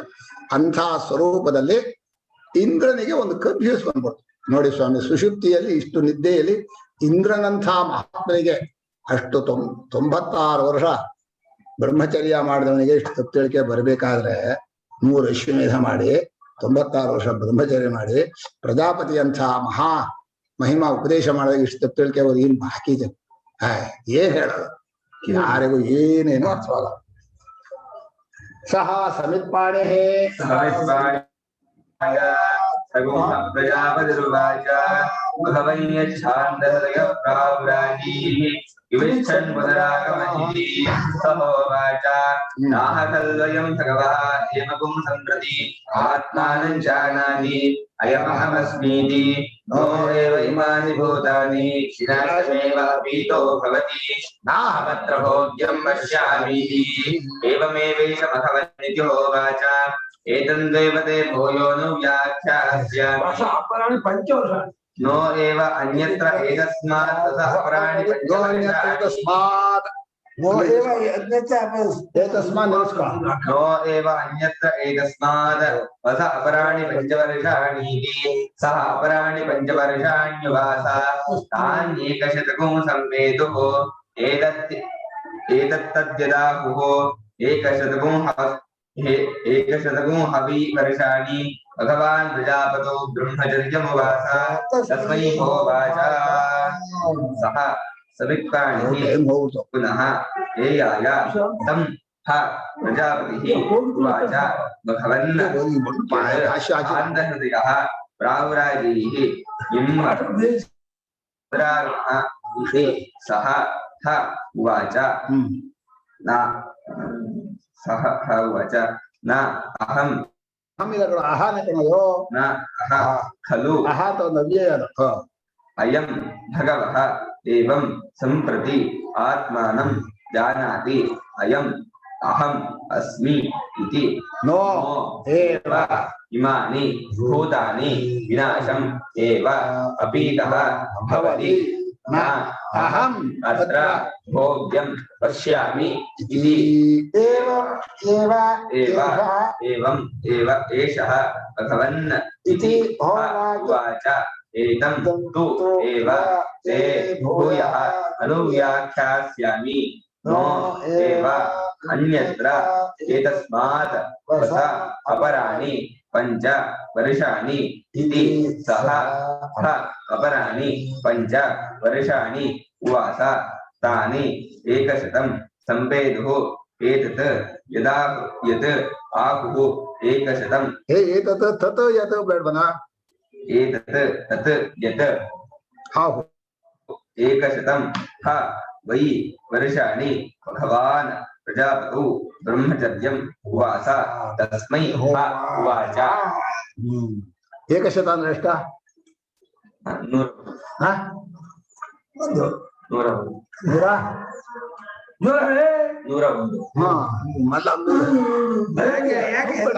101 ಕರೆಕ್ಟ್ ಹೆದರಬೇಡ ಹೆದರೋಕ್ ಏನಿಲ್ಲ ಎಲ್ಲ ತಪ್ಕೊಂಡೆ ಸರಿ ಮಾಡ್ಕೊಳ್ಳೋದು ಸರಿಯಾಗಿದೆ ನೀನ್ ಹೇಳಿ ಕರೆಕ್ಟ್ ಆಗಿದೆ ಇಲ್ಲಿ ಏಕಶತಕಂ ಸಂಪೇದು ಏಕಶತಂ ವರ್ಷಾಣಿ ಉವಾಸ 2 ಸಲ ಏಕಶತಂ ಬಂದಿದೆ ಒಂದು ಏಕಶತಕಂ ಸಂಪೇದು ಅನ್ನೋದು ವರ್ಷಾಣಿ ಇಟ್ಕೊಂಡು 101 ವರ್ಷಗಳು ಆದವು ಪ್ರಥಮ ಏಕವಚನ ಏಕಶಾಣಿ ಬ್ರಹ್ಮಚರ್ಯಂ ಉವಾಸ ಅನ್ನುವಾಗ ಅಲ್ಲಿ ವರ್ಷಾಣಿ ಇದೆಯಲ್ಲ ಅದು ದ್ವಿತೀಯ ಏಕವಚನ ಅಲ್ಲ ಸಂಪೇದು ಅನ್ನುವಾಗ ಪ್ರಥಮ ವಿಭಕ್ತಿ ಉವಾಸ ಅನ್ನುವಾಗ ದ್ವಿತೀಯ ಬಹುವಚನ ಅತ್ಯಂತ ಸಂಯೋಗ ದ್ವಿತೀಯ ಬ್ರಹ್ಮಚರ್ಯಂ ಉವಾಸ ದ್ವಿತೀಯ ತಾನೆ ಉವಾಸ ಅನ್ನೋದಕ್ಕೆ ಏಕಶತಂ ವರ್ಷಾಣಿ 2ನೇ ಸಲ ಬಂದಿದೆ ಮೊದಲನೇ ಸಲ ಏಕಶತಂ ವರ್ಷಾಣಿ ಪ್ರಥಮ ಏಕಶತಂ ದ್ವಿತೀಯ ಪುನಃ ಅರ್ಥವಾಗ್ಲಿಲ್ಲ ಗುರುಕುಲವಾಸ ಮಾಡ್ಬೇಕು ಅಂತ ಇಂದ್ರನಿಗೆ ಅನ್ನಿಸ್ತು ಅಂದ್ರೆ ಯಾವ್ಯಾವಾಗ ನಮ್ಗೆ ಅರ್ಥವಾಗಲ್ವೋ ಯಾವ್ಯಾವ ಗೊತ್ತಿಲ್ಲ ಅನ್ನೋದು ಗೊತ್ತಾಗತ್ತೋ ಅವಾಗೆಲ್ಲ ಗುರುಗಳ ಹತ್ರ ಹೋಗ್ಬೇಕು ಅಂತ ಮನೇಲಿ ಇರ್ಬೇಡ್ರೆ ಗುರುಗಳ ಹತ್ರ ಹೋಗ್ರಿ ಹೀಗೆ ಪುನರ್ ಬಂದಿಲ್ಲ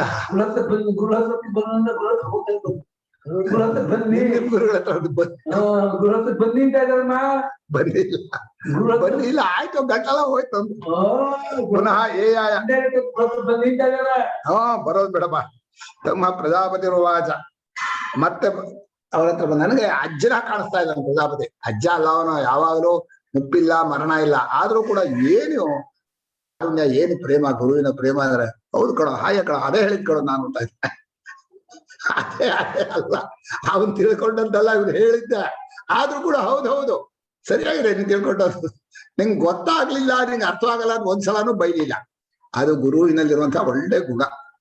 ಅಮ್ಮನೂ ಹಾಗೆ ಇರ್ಬೇಕು. ಪ್ರತಿಯೊಂದು ಸಂಬಂಧದಲ್ಲೂ ಗುರುತ್ವ ಇರಬೇಕು. ತಾಯಿ ಬರೀ ತಾಯಿ ಆದ್ರೆ ಆಗಲ್ಲ. ತಾಯಿ ಏನಾಗಬೇಕು? ತಾಯಿ ಪ್ಲಸ್ ಗುರು. ಸ್ನೇಹಿತರು ಏನಾಗಬೇಕು? ಸ್ನೇಹಿತ ಪ್ಲಸ್ ಗುರು. ಬರೀ ಸ್ನೇಹಿತರಾದ್ರೂ ಪ್ರಯತ್ನ ಇಲ್ಲ. ಹೀಗೆ ಎಲ್ಲ ಸಂಬಂಧ, ತಂದೆ ಮಗ ಅಂದ್ರೆ ತಂದೆನೂ ಆಗ್ಬೇಕು, ಗುರುನೂ ಆಗ್ಬೇಕು. ಹೀಗೆ ಗುರುತ್ವ ಅನ್ನುವಂತಹ ಒಂದು ಗುಣ, ಪ್ರೇಮ ಪ್ರತಿಯೊಂದು ಸಂಬಂಧದಲ್ಲೂ ಸೇರ್ಬೇಕು. ಆವಾಗಲೇ ಶುದ್ಧವಾಗಿರುತ್ತೆ ಪ್ರೇಮ. ಇಲ್ಲಿ ಹೋದ್ರೆ ಬರೀ ಸ್ವಾರ್ಥ. ನಾನು ಹಿಂಗ್ ಮಾಡ್ದು, ನೀನ್ ಹಂಗೆ ಹೆಂಗ್ ಮಾಡ್ತೀಯ? ಏನ್ ಮಾಡ್ಬೇಕಂತ ಇವರಿಗೆ? ಅಪ್ಪ ಅಮ್ಮನಿಗೆ ಮಾಡ್ದ, ಅಮ್ಮ ಏನ್ ಮಾಡಿದಾರೆ ಇಲ್ಲಿ ತೋರ್ಸಿ ನೋಡ. ಮಕ್ಕಳಿಗೆ, ಚಿಕ್ಕ ಮಕ್ಕಳಿಗೆ 10 ವರ್ಷ ಆದ್ಮೇಲೆ ನೀ ಚಿಕ್ಕ ಮಗುವಾಗಿ ಮಾಡಿದ್ದು ಏನ್ ಮಾಡಿದೆ ಅಂತ ಕೇಳಿದ್ರೆ ಏನ್ ತೋರಿಸ್ತೀರ ನೀವು? ಅಷ್ಟೇ. ಏನೋ ಮಾಡಿದೆ ಮಾಡಿಲ್ಲ ಏನು ಹೇಳಕ್ಕಾಗಲ್ಲ. ಕಷ್ಟ ಇದು. ಪ್ರಪಂಚವೇ ಕಷ್ಟ ಅರ್ಥ ಮಾಡ್ಕೊಂಡು. ಪರಮಾರ್ಥ ಸುಲಭ. ಗುರುಗಳು ಹೇಳ್ಕೊಟ್ಬಿಡ್ತಾರೆ. ಪ್ರಪಂಚ ಇದೆಯಲ್ಲ, ಅದು ಇನ್ನೊಬ್ಬರ ವ್ಯಕ್ತಿ ಚೇತನರಾದವರು, ಏನೋ ಅರ್ಥ. ಪ್ರಜಾಪತಿಯವನ್ ಹೇಳಿದ, ಮಘವನ್ ಶಾಂತ ಹೃದಯ ಪ್ರಭು. ಅಲ್ಲಪ್ಪ, ಎಲ್ಲ ಅರ್ಥವಾಯ್ತು ಅಂತ ಹೇಳಿ ಶಾಂತನಾಗಿ ಬ್ರಹ್ಮಜ್ಞಾನಿ ಹಾಗೆ ಹೊಟ್ಟೋದಿಲ್ಲ. ಕಿಮಿಚ್ಛನ್ ಪುನರಾಗಮ.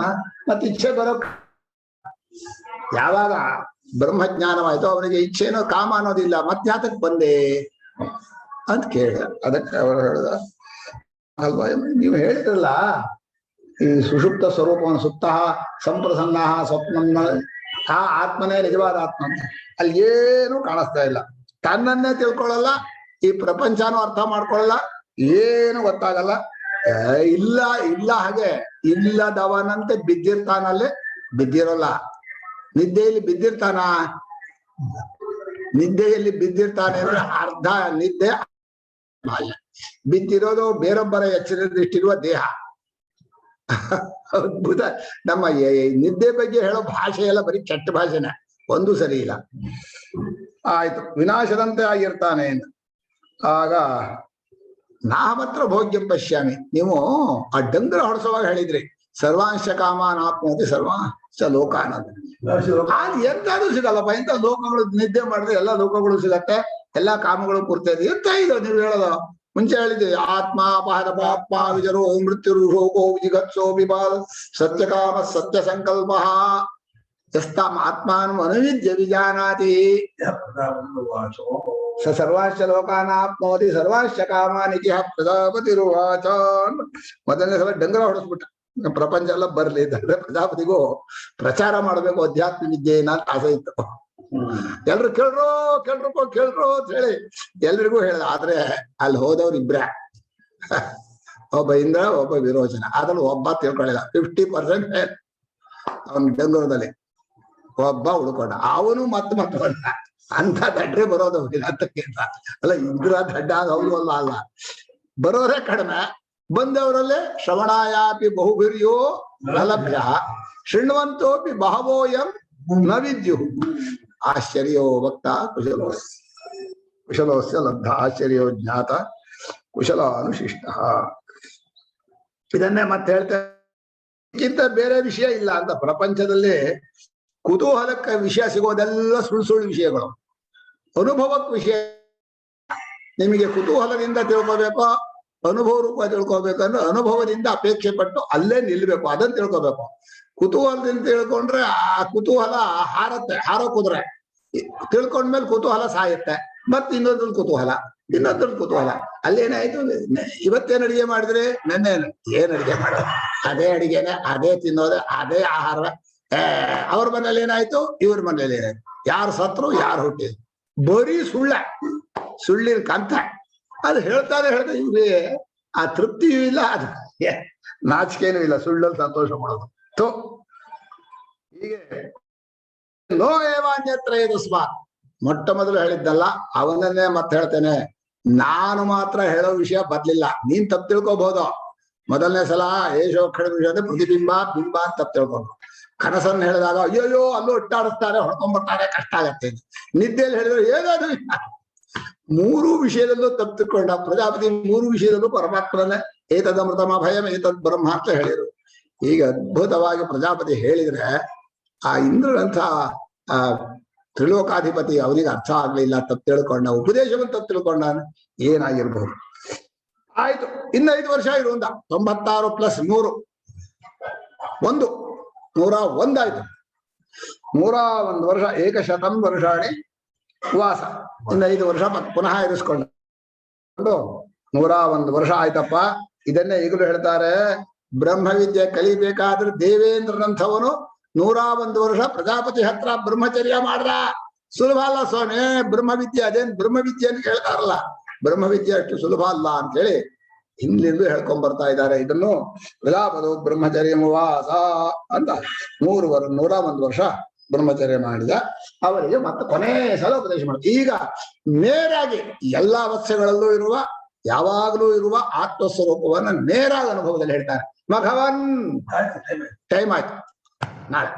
ಓಂ ಆಪ್ಯಾಯಂತು ಮಹಾಂಗಾನಿ ವಾಕ್ಪ್ರಾಣಶ್ಚಕ್ಷುಂದ್ರಿಯಾಣಿ ಚ ಸರ್ವಾಣಿ ಸರ್ವಂ ಬ್ರಹ್ಮೋಪನಿಷದರ್ಮಾಹಂ ನಿರಾಕುರ್ಯಾಂ ಮಾಮ ನಿರಾಕರೋತ್ ನಿರಾಕರಣಮಸ್ತು ನಿರಾಕರಣಂ ನಯಸ್ತು ತದಾತ್ಮನಿನದತೆ ಉಪನಿಷತ್ಸು ಧರ್ಮಾಃ ಏವಂ ಸಂತೋ ಓಂ ಶಾಂತಿ ಶಾಂತಿ ಶಾಂತಿಃ.